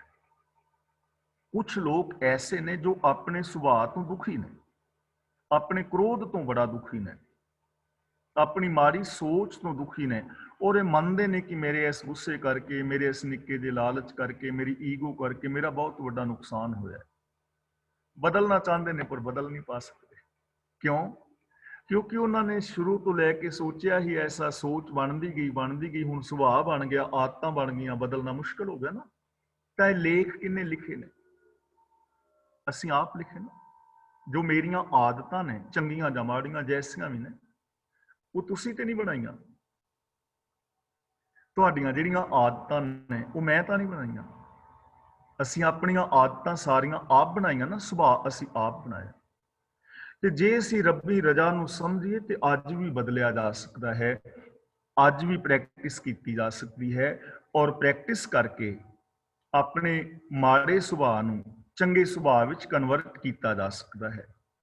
ਜੇ ਕਿਤੇ ਅਸੀਂ ਗਲਤੀ ਭੁੱਲ ਕਰ ਰਹੇ ਹਾਂ ਤੇ ਉਹਨੂੰ ਅਸੀਂ ਸੁਧਾਰ ਸਕਦੇ ਹਾਂ, ਪਰ ਇਹ ਸਾਰਾ ਕੁਝ ਸਿਸਟਮ ਦੇ ਅੰਦਰ ਹੋਏਗਾ। ਜੇ ਤੁਸੀਂ ਕਹੋ ਕਿ ਕੋਈ ਬਾਬਾ ਮੰਤਰ ਮਾਰ ਦੇਵੇ, ਬਾਬਾ ਜਲ ਦੇ ਦੇ ਤੇ ਉਸ ਜਲ ਦੇ ਨਾਲ ਮੇਰਾ ਗੁੱਸਾ ਲੈ ਜਾਏ ਜਾਂ ਕੁਛ ਹੋ ਜਾਏ, ਸੁਭਾਅ ਬਦਲ ਜਾਏ, ਉਹਦੇ ਨਾਲ ਨਹੀਂ ਬਦਲਣਾ। ਬਦਲਣਾ ਪਵੇਗਾ, ਪ੍ਰੈਕਟਿਸ ਕਰਨੀ ਪਵੇਗੀ। ਜੇ ਤੁਸੀਂ ਆਪਣੇ ਡੈਸਟੀਨੇਸ਼ਨ ਤੋਂ ਦੂਰ ਚਲੇ ਗਏ ਹੋ ਨਾ, ਗਲਤ ਐਗਜ਼ਿਟ ਲੈ ਲਿਆ, ਮੰਨ ਲਓ 50 ਕਿਲੋਮੀਟਰ ਦੂਰ ਚਲੇ ਗਏ, ਤੇ ਜੇ ਤੁਸੀਂ ਕਹੋ ਵੀ ਕੋਈ ਬਾਬਾ ਮੰਤਰ ਮਾਰ ਕੇ ਤੇ ਹੁਣ ਮੈਨੂੰ ਇੱਥੇ ਖਲੋਤੇ ਖਲੋਤੇ ਨੂੰ ਇੱਕਦਮ ਉੱਥੇ ਪਹੁੰਚਾ ਦੇਵੇ ਜਾਂ ਮੇਰੀ ਡੈਸਟੀਨੇਸ਼ਨ ਨੂੰ ਇੱਥੇ ਲੈਵੇ, ਐਵੇਂ ਨਹੀਂ ਹੋਣਾ। ਤੁਹਾਨੂੰ ਯੂ ਟਰਨ ਲੈਣਾ ਪੈਣਾ ਔਰ ਵਾਪਸ ਆਉਣਾ ਪੈਣਾ। ਪੰਜਾਬ ਯੂ ਟਰਨ ਲੈਣਾ ਪਵੇਗਾ, ਆਉਣਾ ਪਵੇਗਾ, ਹੋਰ ਕੋਈ ਨਿਯਮ ਨਹੀਂ। ਇਸੇ ਤਰ੍ਹਾਂ ਜੇ ਸਾਡੀਆਂ ਮਾੜੀਆਂ ਆਦਤਾਂ ਬਣ ਗਈਆਂ ਨੇ, ਸੁਭਾਅ ਵਿੱਚ ਜਾਣ ਬੁੱਝ ਕੇ ਜਾਂ ਗਲਤੀ ਦੇ ਨਾਲ ਅਸੀਂ ਕੋਈ ਗੜਬੜ ਕਰ ਬੈਠੇ ਹਾਂ, ਤਾਂ ਘਬਰਾਉਣ ਦੀ ਲੋੜ ਨਹੀਂ, ਚਿੰਤਿਤ ਹੋਣ ਦੀ ਲੋੜ ਨਹੀਂ, ਯੂ ਟਰਨ ਲੈਣ ਦੀ ਲੋੜ ਹੈ। ਰੱਬੀ ਹੁਕਮ ਨੂੰ ਸਮਝਣ ਦੀ ਲੋੜ ਹੈ, ਸਿਸਟਮ ਨੂੰ ਸਮਝਣ ਦੀ ਲੋੜ ਹੈ ਕਿ ਸਿਸਟਮ ਦੇ ਅੰਦਰ ਅਸੀਂ ਐਸਾ ਕਰ ਲਿਆ, ਹੁਣ ਇਸ ਸਿਸਟਮ ਦੇ ਅੰਦਰ ਅਸੀਂ ਐਵੇਂ ਕਰਾਂਗੇ ਤੇ ਅਸੀਂ ਚੰਗੇ ਵੀ ਹੋ ਜਾਵਾਂਗੇ, ਸਾਡੇ ਦੁੱਖ ਸੁੱਖਾਂ ਵਿੱਚ ਬਦਲ ਜਾਣਗੇ। ਤਾਂ ਗੁਰੂ ਜੀ ਕਹਿੰਦੇ ਨੇ ਜਿਨ੍ਹਾਂ ਦੇ ਮਸਤਕ ਦੇ ਉੱਤੇ ਇਹ ਸ਼ੁਭ ਕਰਮ ਲਿਖੇ ਨੇ, ਭਾਵ ਜਿਨ੍ਹਾਂ ਦੇ ਅੰਦਰ ਚੰਗੇ ਸੰਸਕਾਰ ਨੇ, ਉਹ ਇਸ ਰੱਬੀ ਰਜ਼ਾ ਨੂੰ ਸਮਝਦੇ। ਜਿਸ ਕੈ ਮਨ ਪਾਰ ਬ੍ਰਹਮ ਕਾ ਨਿਵਾਸ, ਜਿਸ ਦੇ ਹਿਰਦੇ ਅੰਦਰ, ਜਿਹਦੀ ਸੋਚ ਦੇ ਅੰਦਰ ਰੱਬ ਦੇ ਗੁਣਾਂ ਦਾ ਨਿਵਾਸ ਹੈ, ਇਸਕਾ ਨਾਮ ਸਤ ਰਾਮਦਾਸ। ਰਾਮਦਾਸ ਦਾ ਮਤਲਬ ਹੈ ਰੱਬ ਦਾ ਦਾਸ। ਹੁਣ ਕਈ ਨਾ ਰਾਮਦਾਸ ਉਹਨਾਂ ਨੂੰ ਕਹਿੰਦੇ ਨੇ ਜਿਨ੍ਹਾਂ ਨੇ ਪੈਰਾਂ ਦੇ ਵਿੱਚ ਨਾ ਘੁੰਗਰੂ ਬੰਨੇ ਹੁੰਦੇ ਨੇ ਔਰ ਨੱਚਦੇ ਨੇ, ਤੇ ਉਹ ਆਪਣੇ ਆਪ ਨੂੰ ਰੱਬ ਦਾ ਦਾਸ ਖਵਾਉਂਦੇ ਨੇ। ਘੂੰਗਰ ਬਾਂਧ ਭੈ ਰਾਮਦਾਸਾ, ਬਾਣੀ ਵਿੱਚ ਆਉਂਦਾ ਨਾ, ਘੂੰਗਰ ਬਾਂਧ ਭੈ ਰਾਮਦਾਸਾ। ਕਿ ਪੈਰਾਂ ਵਿੱਚ ਘੁੰਗਰੂ ਬੰਨ ਕੇ ਨੱਚ ਰਹੇ ਨੇ ਤੇ ਆਪਣੇ ਆਪ ਨੂੰ ਰਾਮਦਾਸ ਖਵਾ ਰਹੇ ਨੇ, ਯਾਨੀ ਰੱਬ ਦੇ ਦਾਸ ਖਵਾ ਰਹੇ ਨੇ। ਗੁਰੂ ਜੀ ਕਹਿੰਦੇ ਨੇ ਉਹ ਨਹੀਂ, ਐਸੇ ਕਰਮਕਾਂਡ ਕਰਨ ਵਾਲੇ ਨਹੀਂ। ਅਸਲੀ ਰਾਮਦਾਸ ਕੌਣ ਹੈ? ਅਸਲੀ ਰੱਬ ਦਾ ਸੇਵਕ, ਰੱਬ ਦਾ ਦਾਸ। ਰਾਮ ਦਾ ਮਤਲਬ ਰਮਿਆ ਹੋਇਆ ਪ੍ਰਭੂ, ਦਾਸ ਦਾ ਮਤਲਬ ਸੇਵਕ। ਇੱਥੇ ਰਾਮਦਾਸ ਸ੍ਰੀ ਗੁਰੂ ਰਾਮਦਾਸ ਜੀ ਦਾ ਨਾਮ ਨਹੀਂ ਹੈ। ਇੱਥੇ ਰਾਮਦਾਸ ਦਾ ਮਤਲਬ ਰਾਮ ਦਾ ਦਾਸ, ਰਾਮ ਦਾ ਸੇਵਕ, ਰੱਬ ਦਾ ਸੇਵਕ, सर्व व्यापक प्रभु का सेवक। जिसके मन पार ब्रह्म का निवास, जिसकी मैंटेलिटी मानसिकता के अंदर रब दे गुणा का निवास है, जो रब्बी रजा विच चलता है, सच्चाई दे अंदर, असलीयत दे अंदर, वो बंदा रब का सेवक है। वो बंदा रब की भगती कर रहा है, वो सेवा कर रहा है जिहदे मन के अंदर रब्बी गुणा का निवास है। आत्म राम तिस नदरी आया। आत्म राम का मतलब है कि सारिਆਂ ਦੇ अंदर रमिया होया। ਉਹਨੂੰ फिर सर्वव्यापी रब दिस पैंदा जो सारिਆਂ ਦੇ अंदर रमिया होया है, मेरे विच भी है, तुहाडे विच भी है। ਉਹਨੂੰ समझ पै जाती कि इक्को हुक्म के अंदर सारी कायनात काम कर रही है। रब्बी गुण हर इंसान के अंदर मौजूद ने। ये गल वखरी है कि उन्होंने यूज नहीं कर रहा। ਉਹ ਫਿਰ ਸਾਰਿਆਂ ਦੇ ਨਾਲ ਰੱਬ ਵਰਗਾ ਵਿਹਾਰ ਕਰਦਾ ਹੈ। ਦਾਸ ਦਸੰਤਨ ਪਾਏ ਤਿਨ ਪਾਇਆ। ਦਾਸ ਦਸੰਤਨ ਪਾਏ ਦਾ ਮਤਲਬ ਭਾਵਨਾ ਨਾਲ। ਦਾਸ ਦਸੰਤਨ ਪਾਏ ਦਾ ਮਤਲਬ ਦਾਸਾਂ ਦਾ ਦਾਸ ਹੋਣ ਦੀ ਭਾਵਨਾ। ਇੱਕ ਤੇ ਹੋ ਗਿਆ ਬੌਸ, ਇੱਕ ਹੋ ਗਿਆ ਉਹਦਾ ਅੱਗੇ ਨੌਕਰ, ਤੇ ਅੱਗੇ ਅੱਗੇ ਨੌਕਰ ਦਾ ਨੌਕਰ, ਦਾਸਾਂ ਦਾ ਦਾਸ, ਯਾਨੀ ਨਿਮਰਤਾ। ਤਾਂ ਉਸ ਬੰਦੇ ਨੇ ਦਾਸਾਂ ਦਾ ਦਾਸ ਹੋਣ ਦੇ ਸੁਭਾਅ ਦੇ ਨਾਲ ਰੱਬ ਨੂੰ ਲੱਭ ਲਿਆ। ਭਾਵ ਉਹਦੇ ਅੰਦਰ ਨਿਮਰਤਾ ਆ ਗਈ। ਉਹਨੇ ਸਾਰਿਆਂ ਦੇ ਅੰਦਰ ਪ੍ਰਭੂ ਨੂੰ ਵੇਖ ਲਿਆ, ਤੇ ਜਿਨੇ ਸਾਰਿਆਂ ਦੇ ਅੰਦਰ ਪ੍ਰਭੂ ਨੂੰ ਵੇਖਿਆ, ਅਨੁਭਵ ਕੀਤਾ, ਉਹ ਫਿਰ ਦਾਸਾਂ ਦਾ ਦਾਸ ਹੋ ਜਾਂਦਾ ਹੈ। ਨਿਮਰਤਾ ਦੇ ਨਾਲ ਵਿਹਾਰ ਕਰਦਾ ਸਾਰਿਆਂ ਨਾਲ, ਕਿਉਂਕਿ ਰੱਬ ਦਿਸ ਰਿਹਾ ਨਾ ਸਾਹਮਣੇ। ਤਾਂ ਰੱਬ ਦੇ ਨਾਲ ਉਹ ਹੇਰਾਫੇਰੀ ਨਹੀਂ ਕਰੇਗਾ, ਰੱਬ ਨਾਲ ਹੰਕਾਰ ਨਹੀਂ ਕਰੇਗਾ, ਕ੍ਰੋਧ ਦੇ ਨਾਲ ਨਹੀਂ ਬੋਲੇਗਾ, ਫਿਰ ਹਰ ਇਨਸਾਨ ਨਾਲ ਉਹ ਪਿਆਰ ਵਾਲਾ ਵਿਹਾਰ ਕਰੇਗਾ। ਇਸ ਲਈ ਗੁਰੂ ਜੀ ਕਹਿੰਦੇ ਨੇ ਸਦਾ ਨਿਕਟ ਨਿਕਟ ਹਰ ਜਾਨ। ਜਾਨ ਦਾ ਮਤਲਬ ਜਾਣਦਾ ਹੈ। ਜਿਹੜਾ ਮਨੁੱਖ ਰੱਬ ਨੂੰ ਹਮੇਸ਼ਾ ਨੇੜੇ ਸਮਝਦਾ ਹੈ। ਨਿਕਟ, ਨਿਕਟ ਦਾ ਮਤਲਬ ਨੇੜੇ ਤੋਂ ਨੇੜੇ। ਜਿਹੜਾ ਰੱਬ ਨੂੰ ਨੇੜੇ ਸਮਝਦਾ, ਇਹ ਨਹੀਂ ਕਿ ਉੱਤੇ ਸੱਚਖੰਡ ਵਿੱਚ ਬੈਠਾ ਸਮਝਦਾ ਹੈ ਜਾਂ ਕਿਤੇ ਬੈਕੁੰਠ ਸਵਰਗ ਵਿੱਚ ਬੈਠਾ ਸਮਝਦਾ ਹੈ ਨਾ, ਨੇੜੇ ਤੋਂ ਨੇੜੇ, ਕਿ ਉਹ ਸਾਰਿਆਂ ਦੇ ਵਿੱਚ ਹੈ। ਸੋ ਦਾਸ ਦਰਗਾਹ ਪ੍ਰਵਾਨ। ਉਹ ਰੱਬ ਦੀ ਦਰਗਾਹ ਦੇ ਅੰਦਰ ਪ੍ਰਵਾਨ ਹੈ, ਉਹ ਰੱਬ ਦੀਆਂ ਨਜ਼ਰਾਂ ਵਿੱਚ ਪ੍ਰਵਾਨ ਹੈ, ਉਹ ਇਸ ਸੰਸਾਰ ਨੂੰ ਵੀ ਪ੍ਰਵਾਨ ਹੈ। ਦੇਖੋ, ਜਿਹੜਾ ਬੰਦਾ ਤੁਹਾਡੇ ਨਾਲ ਰੱਬ ਵਰਗਾ ਪਿਆਰ ਸਤਿਕਾਰ ਕਰੇ ਤਾਂ ਕੀ ਤੁਸੀਂ ਉਹਨੂੰ ਪ੍ਰਵਾਨ ਕਰੋਗੇ ਕਿ ਨਹੀਂ? ਤੁਸੀਂ ਕਹੋਗੇ ਕਿ ਇਹ ਬੰਦਾ ਮੈਨੂੰ ਪਸੰਦ ਨਹੀਂ, ਇਹ ਭੈਣ ਮੈਨੂੰ ਪਸੰਦ ਨਹੀਂ, ਵੀਰ ਮੈਨੂੰ ਪਸੰਦ ਨਹੀਂ, ਮੈਂ ਨਹੀਂ ਲਾਈਕ ਕਰਦਾ ਇਹੋ ਜਿਹੇ ਬੰਦੇ ਨੂੰ, ਇਹ ਤੇ ਗੁਣਾਂ ਦੀਆਂ ਗੱਲਾਂ ਕਰੀ ਜਾਂਦਾ। ਤਾਂ ਉਹ ਰੱਬ ਦੀ ਦਰਗਾਹ ਦੇ ਅੰਦਰ ਪ੍ਰਵਾਨ ਹੁੰਦਾ ਹੈ, ਜਿਹੜਾ ਸਾਰਿਆਂ ਦੇ ਵਿੱਚ ਰੱਬ ਨੂੰ ਵੇਖਦਾ। ਆਪਣੇ ਦਾਸ ਕੋ ਆਪ ਕਿਰਪਾ ਕਰੇ। ਤੇ ਜਿਹੜੇ ਐਸੇ ਦਾਸ ਨੇ ਨਾ, ਉਹਨਾਂ ਤੇ ਰੱਬ ਆਪ ਰਹਿਮਤ ਕਰਦਾ ਹੈ, ਆਪਣੇ ਦਾਸ ਤੇ। ਹੁਣ ਰੱਬ ਰਹਿਮਤ ਤੇ ਸਾਰਿਆਂ ਤੇ ਹੀ ਕਰ ਰਿਹਾ ਹੈ, ਲੇਕਿਨ ਜੋ ਉਹਦਾ ਦਾਸ ਹੋ ਜਾਏਗਾ, ਉਹਦੀ ਰਹਿਮਤ ਦਾ ਪਾਤਰ ਬਣ ਜਾਏਗਾ। ਤੇ ਜਿਹੜਾ ਇਨਕਾਰ ਕਰ ਦੇਗਾ ਕਿ ਮੈਂ ਗੁਰੂ ਦੀਆਂ ਇਹਨਾਂ ਗੱਲਾਂ ਨੂੰ ਨਹੀਂ ਮੰਨਦਾ, ਤੇ ਉਹਨੇ ਰਹਿਮਤ ਲਈ ਨਹੀਂ। ਹੁਣ ਦੇਖੋ, ਅਸੀਂ ਵਿਚਾਰ ਕਰ ਰਹੇ ਹਾਂ ਨਾ ਸਾਰੇ ਵੀਰ ਭੈਣਾਂ, ਸਾਡੇ ਵਿੱਚੋਂ ਜਿਹੜਾ ਵੀਰ ਭੈਣ ਇਹਨਾਂ ਗੱਲਾਂ ਨੂੰ ਅਮਲ ਕਰ ਲਵੇਗਾ, ਸਤਿਗੁਰੂ ਸਤ ਬਚਨ ਮੈਂ ਆਪ ਦੇ ਇਹ ਬਾਣੀ ਦੇ ਉੱਤੇ ਅਮਲ ਕਰਾਂਗਾ, ਉਹ ਰੱਬ ਦਾ ਦਾਸ ਹੋ ਗਿਆ, ਉਹ ਕਿਰਪਾ ਦਾ ਪਾਤਰ ਬਣ ਗਿਆ। ਤੇ ਜੇ ਕੋਈ ਕਵੇ ਕਿ ਨਹੀਂ ਠੀਕ ਹੈ, ਮੈਂ ਸੁਣ ਲਿਆ, ਵਾਵਾ टाइम पास हो गया, बस मैं मनना नहीं, तो कृपा तो रह गया ना। अपने दास को आप कृपा करे, तिस दास को सब सोझी परै। सोझी का मतलब समझ। फिर उस सेवक नूं सारी समझ आ जाती है, ਉਹਦੇ अंदर कॉमन सेंस पैदा हो जाती है, विवेक बुद्ध पैदा हो जाती है कि कित्थे मैं की बोलना है, कित्थे किस ढंग दे नाल वरतना है। वो सारी सिचुएशन मैनेज करता है, ਉਹਨੂੰ ਸਮਝ ਪੈ ਜਾਂਦੀ ਹੈ ਕਿ ਸਭ ਦੇ ਅੰਦਰ ਇੱਕ ਮਾਲਕ ਪ੍ਰਭੂ ਵਸ ਰਿਹਾ ਹੈ। ਉਹਨੂੰ ਸਮਝ ਪੈ ਜਾਂਦੀ, ਉਹਨੂੰ कॉमन सेंस मिल जाती, विवेक बुद्ध मिल जाती। सगल संग आत्म उदास, सगल संग का मतलब वो सारियां दे नाल वसदा है। आत्म उदास का मतलब अंदरों वो बंदा निर्मल हुंदा है, यानी अलेप हुंदा है सारियां दे विच वस रहा, ਵਰਤਾਵ ਸਾਰਿਆਂ ਦੇ ਨਾਲ ਇੱਕੋ ਜੈਸਾ ਕਰ ਰਿਹਾ ਹੈ, ਪਰ ਅਲੇਪ ਹੈ। ਅਲੇਪ ਦਾ ਮਤਲਬ ਉਹ ਗੁਣਾ ਔਗਣਾ ਦੇ ਵਿੱਚ ਖਚਤ ਨਹੀਂ, ਸਾਰਿਆਂ ਦੇ ਵਿੱਚ ਰਹਿੰਦਾ ਹੋਇਆ ਉਹ ਇਹ ਨਹੀਂ ਕਹਿੰਦਾ ਕਿ ਇਹ ਮੇਰਾ ਦੋਸਤ ਹੈ ਤੇ ਮੇਰਾ ਦੁਸ਼ਮਣ ਹੈ, ਐਸਾ ਉਹਦਾ ਵਿਹਾਰ ਨਹੀਂ ਹੁੰਦਾ। ਇਹਨਾਂ ਚੀਜ਼ਾਂ ਤੋਂ ਬਿਲਕੁਲ ਨਿਰਲੇਪ ਹੈ। ਉਹਦੀ ਜ਼ਿੰਦਗੀ ਦੇ ਅੰਦਰ ਰੰਚਕ ਮਾਤਰ ਵੀ, ਕੋਈ ਔਗਣਾ ਦਾ ਲੇਸ ਮਾਤਰ ਵੀ ਲੇਪ ਨਹੀਂ ਹੁੰਦਾ। ਗੁਰੂ ਜੀ ਕਹਿੰਦੇ ਨੇ ਐਸੀ ਜੁਗਤ ਨਾਨਕ ਰਾਮਦਾਸ। ਰਾਮਦਾਸ ਦਾ ਮਤਲਬ ਜੋ ਰੱਬ ਦਾ ਸੇਵਕ ਹੈ, ਉਹਦੇ ਜੀਵਨ ਦੀ ਐਸੀ ਜੁਗਤ ਹੁੰਦੀ ਹੈ। ਤਾਂ ਇੱਥੇ ਹੁਣ ਜਿਹੜੇ ਰਾਮਦਾਸ ਬਣੇ ਹੁੰਦੇ ਨੇ, ਘੁੰਗਰੂ ਬਣ ਕੇ ਨੱਚਦੇ ਜਾਂ ਐਸਾ ਕੁਛ ਕਰਦੇ ਨੇ, ਇੱਥੇ ਉਸ ਭਰਮ ਨੂੰ ਦੂਰ ਕੀਤਾ ਹੈ ਕਿ ਕੇਵਲ ਪੈਰਾਂ ਵਿੱਚ ਘੁੰਗਰੂ ਬਣ ਕੇ ਨੱਚਣ ਟੱਪਣ ਦੇ ਨਾਲ ਰੱਬ ਦੇ ਦਾਸ ਨਹੀਂ ਬਣ ਜਾਈਦਾ। ਅਸਲੀ ਰੱਬ ਦਾ ਦਾਸ ਉਹ ਹੈ ਜਿਹਦੀ ਜੁਗਤ ਐਸੀ ਹੈ, ਜਿਨਨੇ ਇਸ ਜੁਗਤ ਨੂੰ ਫੋਲੋ ਕੀਤਾ ਹੈ, ਜਿਸਨੇ ਇਹਨਾਂ ਗੁਣਾਂ ਨੂੰ ਅਪਣਾ ਲਿਆ ਹੈ, ਔਰ ਉਹ ਬੰਦਾ ਜਿਹੜਾ ਹੈ ਅਸਲ ਦੇ ਅੰਦਰ ਰੱਬ ਦਾ ਦਾਸ ਹੈ।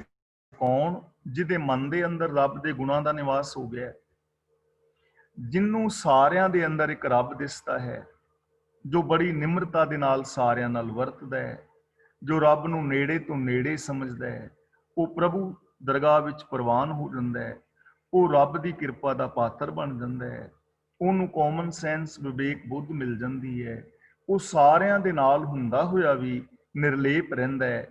ਇਹੋ ਜਿਹੀ ਜੁਗਤ ਵਾਲੇ ਬੰਦੇ ਨੂੰ ਅਸੀਂ ਰੱਬ ਦਾ ਦਾਸ ਕਹਿ ਸਕਦੇ ਹਾਂ। ਤਾਂ ਗੁਰੂ ਪਾਤਸ਼ਾਹ ਦੀ ਰਹਿਮਤ ਕਰਨ, ਅਸੀਂ ਗੁਰੂ ਜੀ ਦੀ ਪਾਵਨ ਬਾਣੀ ਨੂੰ ਆਪ ਪੜ੍ਹੀਏ, ਵਿਚਾਰੀਏ, ਸਮਝੀਏ ਔਰ ਗੁਰਬਾਣੀ ਮੁਤਾਬਕ ਜ਼ਿੰਦਗੀ ਜੀ ਕੇ ਆਪਣੇ ਜੀਵਨ ਨੂੰ ਸਫਲ ਔਰ ਸੁਚੱਜਾ ਕਰਨ ਦਾ ਯਤਨ ਕਰੀਏ। ਤਾਂ ਅੱਜ ਦੇ ਇਸ ਵਿਚਾਰ ਦੇ ਅੰਦਰ ਜੇ ਕਿਸੇ ਵੀਰ ਭੈਣ ਨੇ ਕੋਈ ਸਵਾਲ ਕਰਨਾ ਹੈ ਤਾਂ ਉਹ ਸਵਾਲ ਕਰ ਸਕਦੇ ਹੋ। ਜੇ ਕਿਸੇ ਨੇ ਆਪਣੇ ਵਿਚਾਰ ਵਿਊਜ਼ ਦੇਣੇ ਨੇ, ਉਹ ਆਪਣੇ ਵਿਊਜ਼ ਦੇ ਸਕਦੇ ਹੋ। ਹੁਣ ਵੀਰ ਤਰਲੋਚਨ ਸਿੰਘ ਜੀ ਅਗਲੀ ਕਾਰਵਾਈ ਕਰਨਗੇ। ਮੈਂ ਖਿਮਾ ਦਾ ਜਾਚਕ ਹਾਂ। ਵਾਹਿਗੁਰੂ ਜੀ ਕਾ ਖਾਲਸਾ, ਵਾਹਿਗੁਰੂ ਜੀ ਕੀ ਫਤਿਹ। ਵਾਹਿਗੁਰੂ ਜੀ ਕਾ ਖਾਲਸਾ, ਵਾਹਿਗੁਰੂ ਜੀ ਕੀ ਫਤਿਹ। ਧੰਨਵਾਦ ਗਿਆਨੀ ਜੀ, ਹਮੇਸ਼ਾ ਦੀ ਤਰ੍ਹਾਂ। ਤੇ ਜਿੱਦਾਂ ਗਿਆਨੀ ਜੀ ਨੇ ਕਿਹਾ ਹੀ ਹੈ ਜੀ, ਤੁਸੀਂ ਅਨਮਿਊਟ ਹੋ ਜਾਓ। ਜੋ ਕੋਈ ਸਵਾਲ ਜਾਂ ਤੁਸੀਂ ਆਪਣੀ ਕੋਈ ਵਿਚਾਰ ਦੇਣੀ ਆ ਅੱਜ ਦੀ ਕਥਾ ਬਾਰੇ, ਸਾਰਿਆਂ ਨੇ ਸੁਣ ਹੀ ਲਿਆ ਸਾਰਾ ਕੁਛ। ਤੇ ਕੋਈ ਕੁਐਸਚਨ ਹੋਵੇ ਤੁਹਾਡਾ ਤਾਂ ਤੁਸੀਂ ਹੁਣ ਪੁੱਛ ਸਕਦੇ ਆ ਜੀ। ਅਨਮਿਊਟ ਹੋ ਜਾਓ। ਤੇ ਜਦ ਤੱਕ ਗਿਆਨੀ ਜੀ ਕਿਤੇ ਸਾਡੇ ਨਾਲ ਹੀ ਆ, ਤੇ ਇੱਦਾਂ ਨਾ ਕਰਿਆ ਕਰੋ ਜੀ ਭਈ ਜਿਹਦੇ ਜਾਣ ਲੱਗ ਜਿਹਦੇ ਮੈਂ ਕਹਿ ਦਿੰਦਾ ਵੀ ਤੁਸੀਂ ਹੁਣ ਆਪਾਂ ਚੱਲਦੇ ਹਾਂ, ਉਸ ਵੇਲੇ ਤੁਸੀਂ ਅਨਮਿਊਟ ਹੋਣ ਲੱਗ ਪੈਣੇ ਆ। ਤੇ ਸਾਡੇ ਨਾਲ ਰਵਿੰਦਰ ਕੌਰ ਜੀ ਅਨਮਿਊਟ ਹੋਏ ਸੀਗੇ ਤੇ ਤੁਸੀਂ ਫੇਰ ਮਿਊਟ ਹੋ ਗਏ ਜੀ। ਰਵਿੰਦਰ ਕੌਰ ਜੀ ਦਿੱਲੀ ਵਾਲੇ, ਤੁਸੀਂ ਮਿਊਟ ਆ ਜੀ ਇਸ ਵੇਲੇ। ਗਲਤੀ ਨਾਲ ਹੱਥ ਲੱਗ ਗਿਆ ਸੀ, ਗਲਤੀ ਨਾਲ ਹੱਥ ਲੱਗ ਗਿਆ ਸੀ। ਕੋਈ ਗੱਲ ਨਹੀਂ ਜੀ, ਕੋਈ ਅੱਛਾ ਕੋਈ ਗੱਲ ਨਹੀਂ। ਹਾਂਜੀ ਜਸਵੀਰ ਕੌਰ ਜੀ। ਗਿਆਨੀ ਜੀ ਮੈਨੂੰ ਮਿਸ ਕਰ ਗਈ ਮੈਂ। ਸੂਖਮ ਮਹਿਜਾਨੇ ਅਸਥੂਲ, ਸੂਖਮ ਤੇ ਅਸਥੂਲ ਦਾ ਮੀਨਿੰਗ। ਸੂਖਮ ਮੈਂ ਜਾਣੇ ਅਸਥੂਲ, ਸੂਖਮ ਦਾ ਮਤਲਬ ਭੈਣ ਹੈਗਾ ਜਿਹੜਾ ਸੂਖਮ ਮੈਂ ਜਾਣਿਆ, ਸਥੂਲ ਦਾ ਮਤਲਬ ਜਿਹੜਾ ਰੱਬ ਦੇ ਵਿੱਚ ਹੀ ਇਹ ਸਾਰੇ ਸੰਸਾਰ ਨੂੰ ਵੇਖਦਾ, ਯਾਨੀ ਸਾਰੇ ਸੰਸਾਰ ਨੂੰ ਰੱਬ ਦਾ ਰੂਪ ਹੀ ਵੇਖਦਾ। ਸੂਖਮ ਦਾ ਮਤਲਬ ਜੋ ਸਾਨੂੰ ਇਹਨਾਂ ਅੱਖਾਂ ਦੇ ਨਾਲ ਦਿਸਦਾ ਨਹੀਂ, ਨਿਰਗੁਣ ਸਰੂਪ। ਤੇ ਸਰਗੁਣ ਸਰੂਪ ਦਾ ਮਤਲਬ ਆ ਦਿਸਦਾ ਹੋਇਆ ਸਾਰਾ ਜਗਤ। ਦਿਸਦਾ ਔਰ ਅਣਦਿਸਦਾ ਜਗਤ ਜਿਹੜਾ ਉਹਨੂੰ ਰੱਬ ਦਾ ਰੂਪ ਕਰਕੇ ਜਾਣਦਾ। Thank you. ਧੰਨਵਾਦ ਜੀ। ਤੇ ਧੰਨਵਾਦ ਭੈਣ। ਭਾਈ ਗਗਨਦੀਪ ਸਿੰਘ ਜੀ। ਭਾਈ ਖਾਲਸਾ ਜੀ, ਫਤਿਹ ਜੀ। ਫਤਿਹ ਜੀ। ਭਾਈ ਸਾਹਿਬ ਜੀ, ਤੁਸੀਂ ਭਗਉਤੀ ਦੀ ਗੱਲ ਕੀਤੀ, ਉਹਦਾ ਮੀਨਿੰਗ ਕੀ ਦੱਸਿਆ ਤੁਸੀਂ? ਕਿਹਦਾ ਜੀ? ਭਗਉਤੀ ਸ਼ਬਦ ਆਉਂਦਾ ਵਿੱਚ, ਉਹਦਾ ਮੀਨਿੰਗ ਕੀ ਦੱਸਿਆ ਤੁਸੀਂ? ਉੱਥੇ ਭਗਉਤੀ ਦਾ ਮਤਲਬ ਹੈਗਾ ਵੀਰੇ ਜਿਹੜੇ ਆ ਰਾਸ ਲੀਲਾ ਨਹੀਂ ਕਰਦੇ, ਵਿਸ਼ਨੂੰ ਦੇ ਜਿਹੜੇ ਉਪਾਸਕ ਨੇ ਉਹਨਾਂ ਨੂੰ ਭਗਉਤੀ ਕਹਿੰਦੇ ਨੇ। ਤੇ ਜਿਵੇਂ ਕ੍ਰਿਸ਼ਨ ਲੀਲਾ ਕਰਦੇ ਨੇ, ਰਾਸ ਲੀਲਾ, ਜਿਹੜੇ ਵਿਸ਼ਨੂੰ ਦੇ, ਇੱਕ ਮਿੰਟ ਲਈ, ਜਿਹੜੇ ਵਿਸ਼ਨੂੰ ਦੇ ਭਗਤ ਨੇ ਉਹਨਾਂ ਨੂੰ ਭਗਉਤੀ ਕਹਿੰਦੇ ਨੇ। ਤੇ ਗੁਰੂ ਜੀ ਨੇ ਸਾਨੂੰ ਕਿਹਾ ਵੀ ਭਗਉਤੀ ਉਹ ਅਸਲੀ ਰੱਬ ਦਾ ਭਗਤ ਜਿਹਨੂੰ ਰੱਬ ਦੇ ਗੁਣਾਂ ਦਾ ਰੰਗ ਚੜ੍ਹ ਗਿਆ। ਜਦੋਂ ਆਪਾਂ ਅਰਦਾਸ ਬੇਨਤੀ ਕਰਦੇ ਆ ਪ੍ਰਥਮ ਭਗਵਤੀ ਸਿਮਰਕੈ, ਉਹ ਉੱਥੇ ਉਹਦਾ ਮੀਨਿੰਗ ਕੀ ਹੁੰਦਾ? ਉੱਥੇ ਇਸ ਭਗਵਤੀ ਦੀ ਗੱਲ ਨਹੀਂ ਹੈ। ਹਾਂਜੀ। ਉੱਥੇ ਭਗਵਤੀ ਦਾ ਅਰਥ ਭਾਈ ਕਾਨ ਸਿੰਘ ਜੀ ਨਾਭਾ ਨੇ ਦੇਵੀ ਲਿਖਿਆ ਹੈ, ਭਗਵਤੀ ਦੇਵੀ। ਔਰ ਕਈ ਵੀਰ ਉਹਦਾ ਅਰਥ ਅਕਾਲ ਪੁਰਖ ਕਹਿੰਦੇ ਨੇ, ਲੇਕਿਨ ਭਾਈ ਕਾਨ ਸਿੰਘ ਨਾਭਾ ਨੇ ਉਹਦਾ ਅਰਥ ਭਗਵਤੀ ਦੇਵੀ ਲਿਖਿਆ ਹੈ। ਕਈ ਕਿਰਪਾਨ ਨੂੰ ਵੀ ਕਹਿੰਦੇ ਆ ਭਗਵਤੀ। ਹਾਂ, ਭਗਵਤੀ ਕਿਰਪਾਨ ਨੂੰ ਵੀ ਕਹਿੰਦੇ ਨੇ, ਭਗਵਤੀ ਦੇਵੀ ਨੂੰ ਵੀ ਕਹਿੰਦੇ ਨੇ, ਭਗਵਤੀ ਜਿਹੜਾ ਹੈ ਰੱਬ ਦੇ ਭਗਤ ਨੂੰ ਵੀ ਕਹਿੰਦੇ ਨੇ, ਭਗਵਤੀ ਜਿਹੜਾ ਉਹਨੂੰ ਜਿਹੜੇ ਇਹਦੇ ਵਿਸ਼ਨੂੰ ਦੇ ਅਵਤਾਰ ਦੀ ਪੂਜਾ ਕਰਦੇ ਨੇ ਉਹਨਾਂ ਨੂੰ ਵੀ ਭਗਵਤੀ ਦੇ ਕਈ ਸਾਰੇ ਅਰਥ। ਹਾਂਜੀ, ਉਹਨਾਂ ਵਿੱਚ ਕਈ ਜਗ੍ਹਾ ਆਉਂਦਾ ਪੜਤਾਲ। ਹਾਂਜੀ, ਉਹ ਤੇ ਤਾਲ ਦੇ ਨਾਲ ਸੰਬੰਧਿਤ, ਉਹਦੇ ਬਾਰੇ ਤੇ ਤੁਸੀਂ ਦੱਸ ਸਕਦੇ ਹੋ।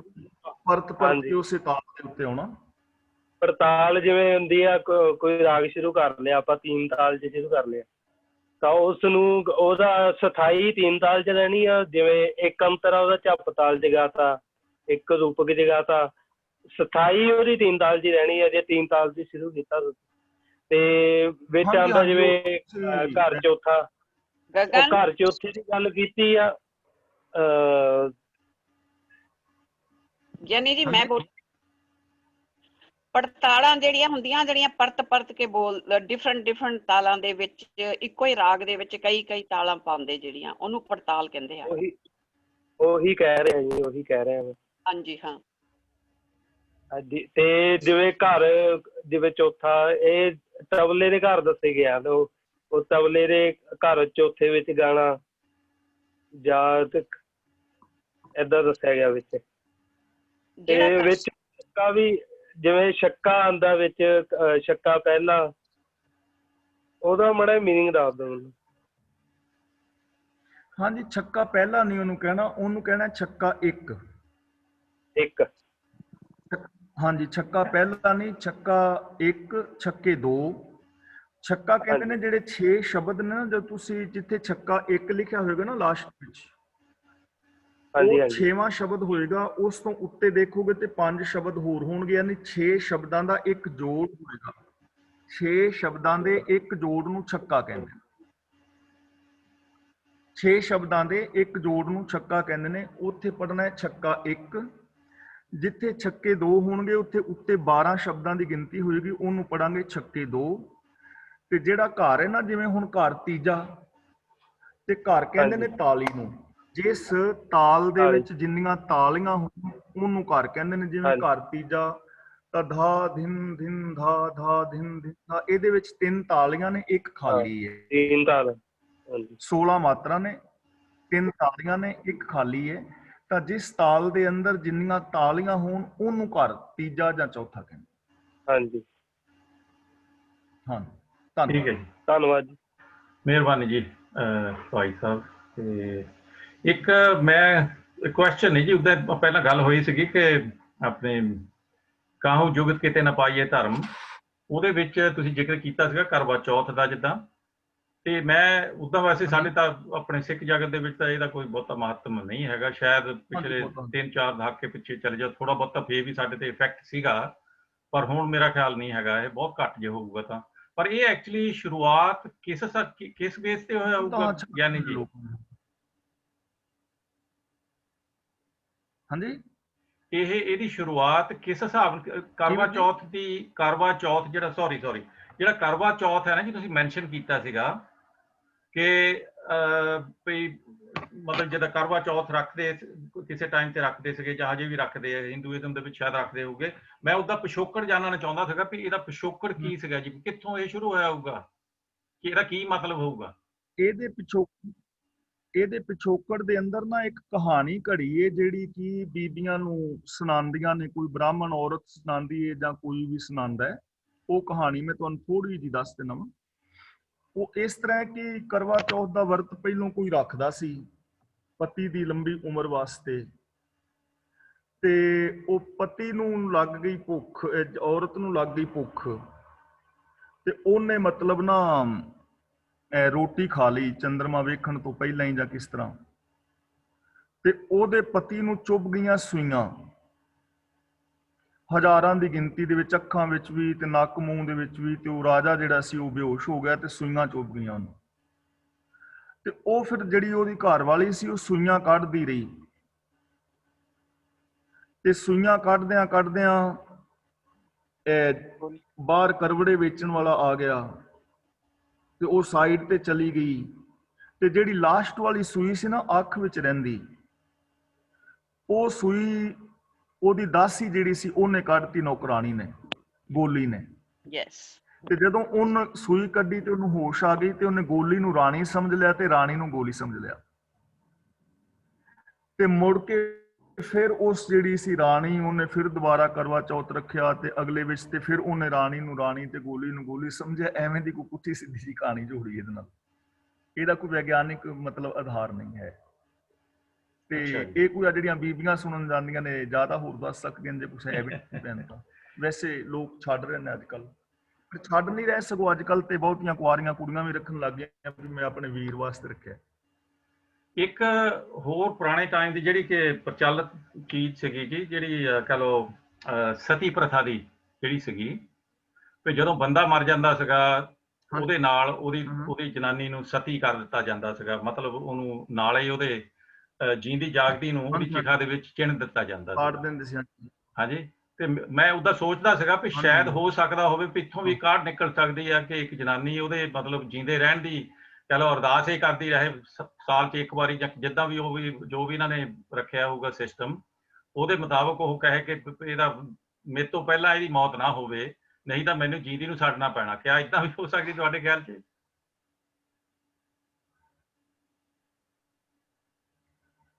ਕਹਿੰਦੇ ਜੀ ਹਾਂਜੀ, ਏਦਾਂ ਵੀ ਸੋਚਿਆ ਜਾ ਸਕਦਾ। ਬਾਕੀ ਜਿਹੜੀ ਮੇਨ ਪ੍ਰੋਬਲਮ ਹੈ ਨਾ ਉਹ ਇਹ ਸੀ ਕਿ ਔਰਤ ਨੂੰ ਹਮੇਸ਼ਾ ਹੀ ਨੀਵਾਂ ਵਿਖਾਇਆ ਗਿਆ। ਦੇਖੋ ਕਰਵਾ ਚੌਥ ਵੀ ਔਰਤ ਨੂੰ ਕਿਹਾ ਜਾਂਦਾ ਵੀ ਉਹ ਪਤੀ ਦੀ ਉਮਰ ਵਾਸਤੇ ਵਰਤ ਰੱਖੇ। ਭਈਆ ਦੂਜ ਵਿੱਚ ਵੀ ਔਰਤ ਹੀ ਭਰਾ ਨੂੰ ਵੀ ਟਿੱਕਾ ਲਾਉਂਦੀ ਕਿ ਮੇਰੇ ਭਰਾ ਦੀ ਉਮਰ ਲੰਬੀ ਹੋਵੇ। ਕੋਈ ਭਰਾ ਭੈਣ ਨੂੰ ਟਿੱਕਾ ਨਹੀਂ ਲਾਉਂਦਾ ਵੀ ਇਹਦੀ ਉਮਰ ਲੰਬੀ ਹੋਵੇ, ਕੱਲ ਨੂੰ ਮਰਦੀ ਅੱਜ ਮਰ ਜਾਏ। ਤਾਂ ਇਹ ਔਰਤ ਨੂੰ ਨੀਵਾਂ ਵਿਖਾਇਆ ਗਿਆ, ਜਿਵੇਂ ਰੱਖੜੀ ਵਾਲਾ ਵੀ ਸਿਸਟਮ ਹੈਗਾ ਜਾਂ ਸਤੀ ਵਾਲਾ ਹੈਗਾ, ਜਾਂ ਇਹਦੇ ਨਾਮ ਜਾਇਦਾਦ ਵੀ ਨਹੀਂ ਸੀ ਹੁੰਦੀ, ਉਹਨੂੰ ਪੈਰ ਦੀ ਜੁੱਤੀ ਵੀ ਕਿਹਾ, ਬਘਿਆੜਨ ਵੀ ਕਿਹਾ, ਢੋਲ ਗਵਾਰ ਸ਼ੂਦਰ ਪਸ਼ੂਨਾਰੀ ਵੀ ਕਿਹਾ। ਤਾਂ ਗੁਰੂ ਨਾਨਕ ਦੇਵ ਜੀ ਨੇ ਪਹਿਲੀ ਵਾਰੀ ਆਣ ਕੇ ਇਸ ਜਗਤ ਦੇ ਵਿੱਚ ਔਰਤ ਨੂੰ ਮਾਨ ਦਿੱਤਾ ਵੀ ਸੋ ਕਿਉ ਮੰਦਾ ਆਖੀਏ ਜਿਤ ਜੰਮੇ ਰਾਜਾਨ। ਇਹ ਸਾਰੇ ਦਾ ਸਾਰਾ ਜਿਹੜਾ ਸਿਸਟਮ ਹੈ ਨਾ, ਇਹ ਔਰਤ ਨੂੰ ਨੀਵਾਂ ਵਿਖਾਉਣ ਵਾਲੇ ਸਿਸਟਮ ਦੇ ਵਿੱਚੋਂ ਹੀ ਪੈਦਾ ਹੋਇਆ। ਠੀਕ ਹੈ। ਤੇ ਗੁਰੂ ਨਾਨਕ ਪਾਤਸ਼ਾਹ ਜੀ ਨੇ ਰਹਿਮਤ ਕੀਤੀ ਔਰ ਉਹਨਾਂ ਨੇ ਕਿਹਾ ਵੀ ਔਰਤ ਔਰ ਬੰਦੇ ਦੇ ਵਿੱਚ ਇਹੋ ਜਿਹਾ ਸਰੀਰ ਕਰਕੇ ਅਸੀਂ ਕੋਈ ਉਹ ਵਿਤਕਰਾ ਨਹੀਂ ਕੀਤਾ ਜਾ ਸਕਦਾ ਕਿ ਇਹਨੂੰ ਪੈਰ ਦੀ ਜੁੱਤੀ ਕਹੋ ਜਾਂ ਬਘਿਆੜਨ ਕਹੋ ਜਾਂ ਇਹਨੂੰ ਮਾਇਆ ਕਹੋ ਜਾਂ ਇਹ ਚੇਤਨ ਮਾਇਆ ਹੈ ਨਾ, ਇਹ ਰੱਬ ਦਾ ਰੂਪ ਹੈ। ਸੋ ਕਿਉ ਮੰਦਾ ਆਖੀ ਜਿਤ ਜੰਮੇ ਰਾਜਾਨ, ਵੀ ਔਰਤ ਤੋਂ ਬਿਨਾਂ ਇਹ ਸੰਸਾਰ ਚੱਲ ਹੀ ਨਹੀਂ ਸਕਦਾ। ਜਿਵੇਂ ਪੰਡ ਨਿੰਮੀਏ ਪੰਡ ਜੰਮੀਏ ਪੰਡ ਮੰਗਣ ਵਿਆਹ, ਪੰਡੋਂ ਹੋਵੇ ਦੋਸਤੀ ਪੰਡੋਂ ਚੱਲੇ ਰਾਹ, ਵੀ ਇਹ ਸੰਸਾਰ ਦਾ ਜਿਹੜਾ ਰਾਹ ਹੈ ਚੱਲ ਹੀ ਔਰਤ ਕਰਕੇ ਰਿਹਾ ਹੈ। ਔਰ ਭਗਤ ਕਬੀਰ ਜੀ ਦੀ ਬਾਣੀ ਵਿੱਚ ਵੀ ਔਰਤ ਨੂੰ ਰੱਬ ਦਾ ਦਰਜਾ ਦਿੱਤਾ ਹੈ। ਜੇ ਤੇ ਔਰਤ ਮਰਦਾਂ ਸਾਜੇ ਇਹ ਸਭ ਰੂਪ ਤੁਮਹਾਰੇ, ਵੀ ਜਿੰਨੀਆਂ ਵੀ ਔਰਤਾਂ ਔਰ ਬੰਦੇ ਨੇ, ਰੱਬਾ ਇਹ ਤੇਰਾ ਰੂਪ ਨੇ। ਔਰਤ ਔਰ ਬੰਦੇ ਵਿੱਚ ਇਹੋ ਜਿਹਾ ਵਿਤਕਰਾ ਜਿਹੜਾ ਉਹ ਕਰਨਾ ਇੱਕ ਸਵਾਏ ਬੇਵਕੂਫੀ ਤੋਂ ਹੋਰ ਕੁਛ ਨਹੀਂ ਹੈ। ਬਰਾਬਰ ਦਾ ਅਧਿਕਾਰ ਹੋਣਾ ਚਾਹੀਦਾ ਹੈ ਔਰ ਇਹਨਾਂ ਨੂੰ ਬਰਾਬਰ ਦੀ ਜ਼ਿੰਦਗੀ, ਸੱਚ ਵਾਲੀ ਜ਼ਿੰਦਗੀ ਜੀਣੀ ਚਾਹੀਦੀ ਹੈ। ਔਰਤ ਵੀ ਸੱਚਿਆਰ ਹੋ ਕੇ ਜੀਵੇ ਔਰ ਬੰਦਾ ਵੀ ਸੱਚਿਆਰ ਹੋ ਕੇ ਜੀਵੇ। ਠੀਕ ਹੈ ਜੀ, ਥੈਂਕ ਯੂ ਜੀ। ਤੇ ਸਾਡੇ ਨਾਲ ਜਸਵੀਰ ਸੇਖੋਂ ਜੀ ਹੈਗੇ ਆ। ਹਾਂਜੀ, ਵਾਹਿਗੁਰੂ ਜੀ ਕਾ ਖਾਲਸਾ, ਵਾਹਿਗੁਰੂ ਜੀ ਕੀ ਫਤਿਹ। ਫਤਿਹ ਜੀ। ਮੈਂ ਤੇ ਇਹ ਗੱਲ ਕਹਿਣਾ ਚਾਹੁੰਦੀ ਹਾਂ ਵੀ ਜਦੋਂ ਰਾਵਣ ਨੂੰ ਉਹਦੀ ਨੂੰਹ ਨੇ ਕਿਹਾ ਵੀ ਤੂੰ ਗਲਤ ਕੰਮ ਕਰਦਾ ਹੈ, ਵੀ ਦੇਖ ਮੇਰਾ ਹਸਬੈਂਡ ਦੀ ਡੈਥ ਹੋ ਗਈ, ਉਹਦਾ ਨਾਮ ਪਤਾ ਨਹੀਂ ਕੀ ਸੀ, ਤੇ ਉਹ ਮਰ ਗਿਆ, ਤੇ ਫਿਰ ਉਹਦੇ ਕੋਲ ਗਈ ਵੀ ਤੂੰ ਅਜੇ ਵੀ ਛੱਡ ਦੇ ਇਹ ਕੰਮ, ਇਹ ਗਲਤ ਕੰਮ ਆ। ਤੇ ਕਹਿੰਦਾ ਵੀ ਉਹ ਹੁਣ ਅਸੀਂ ਸੰਸਕਾਰ ਕਰਨ ਲੱਗੇ, ਤੂੰ ਵੀ ਉਹਦੇ ਵਿੱਚ ਜਾ ਕੇ ਛਾਲ ਮਾਰ ਲੈ।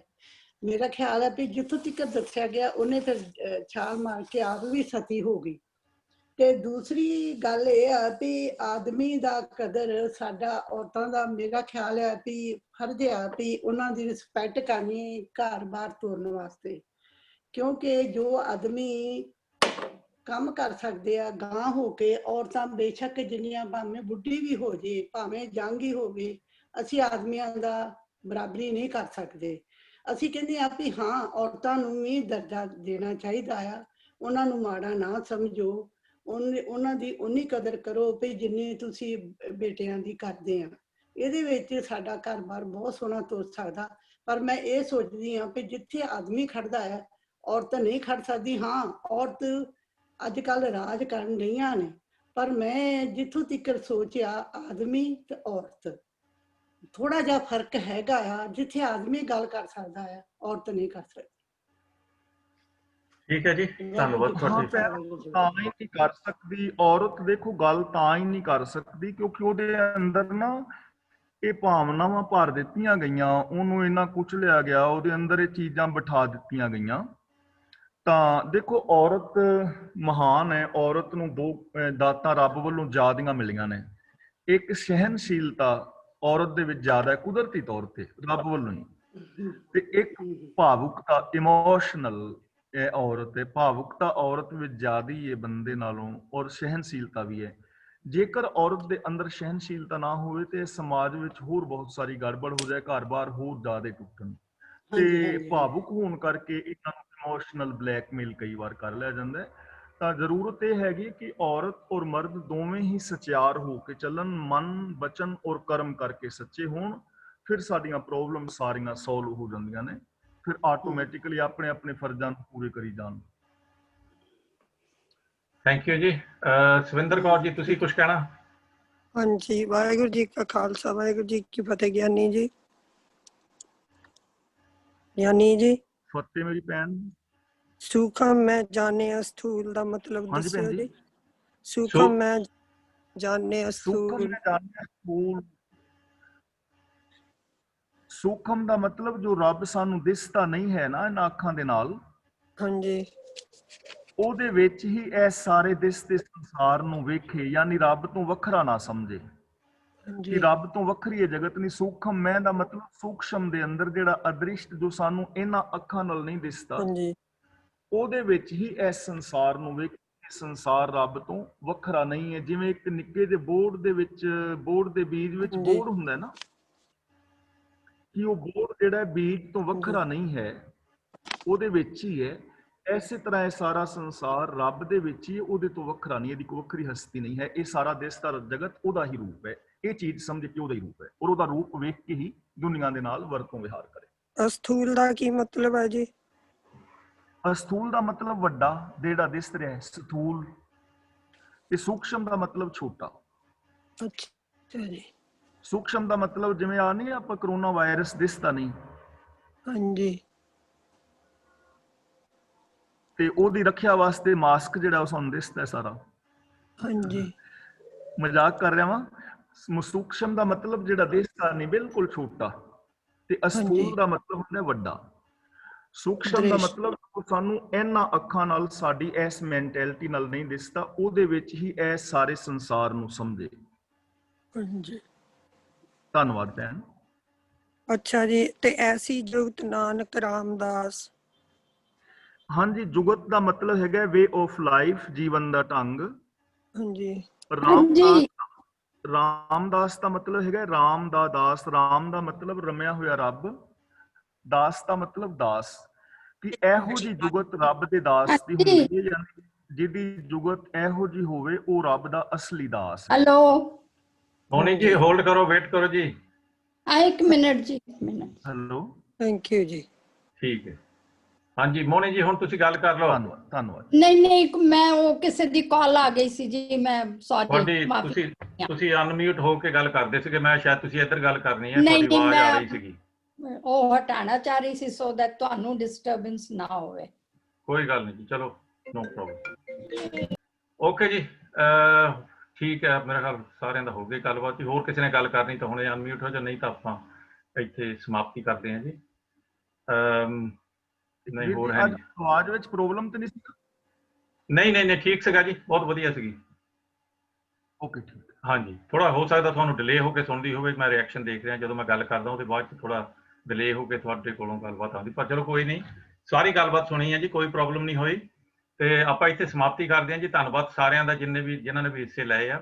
ਤੇ ਆਪਾਂ ਕੱਲ ਨੂੰ ਮੁੜ ਕੇ ਫੇਰ ਆਵਾਂਗੇ ਜੀ ਇਸੇ ਪਲੇਟਫਾਰਮ ਤੇ ਉੱਦਾਂ ਹੀ ਆਪਾਂ ਇਜਾਜ਼ਤਾਂ ਲਈਏ। ਬਦਾਓ ਫਤਿਹ ਜੀ। ਵਾਹਿਗੁਰੂ ਜੀ ਕਾ ਖਾਲਸਾ, ਵਾਹਿਗੁਰੂ ਜੀ ਕੀ ਫਤਿਹ।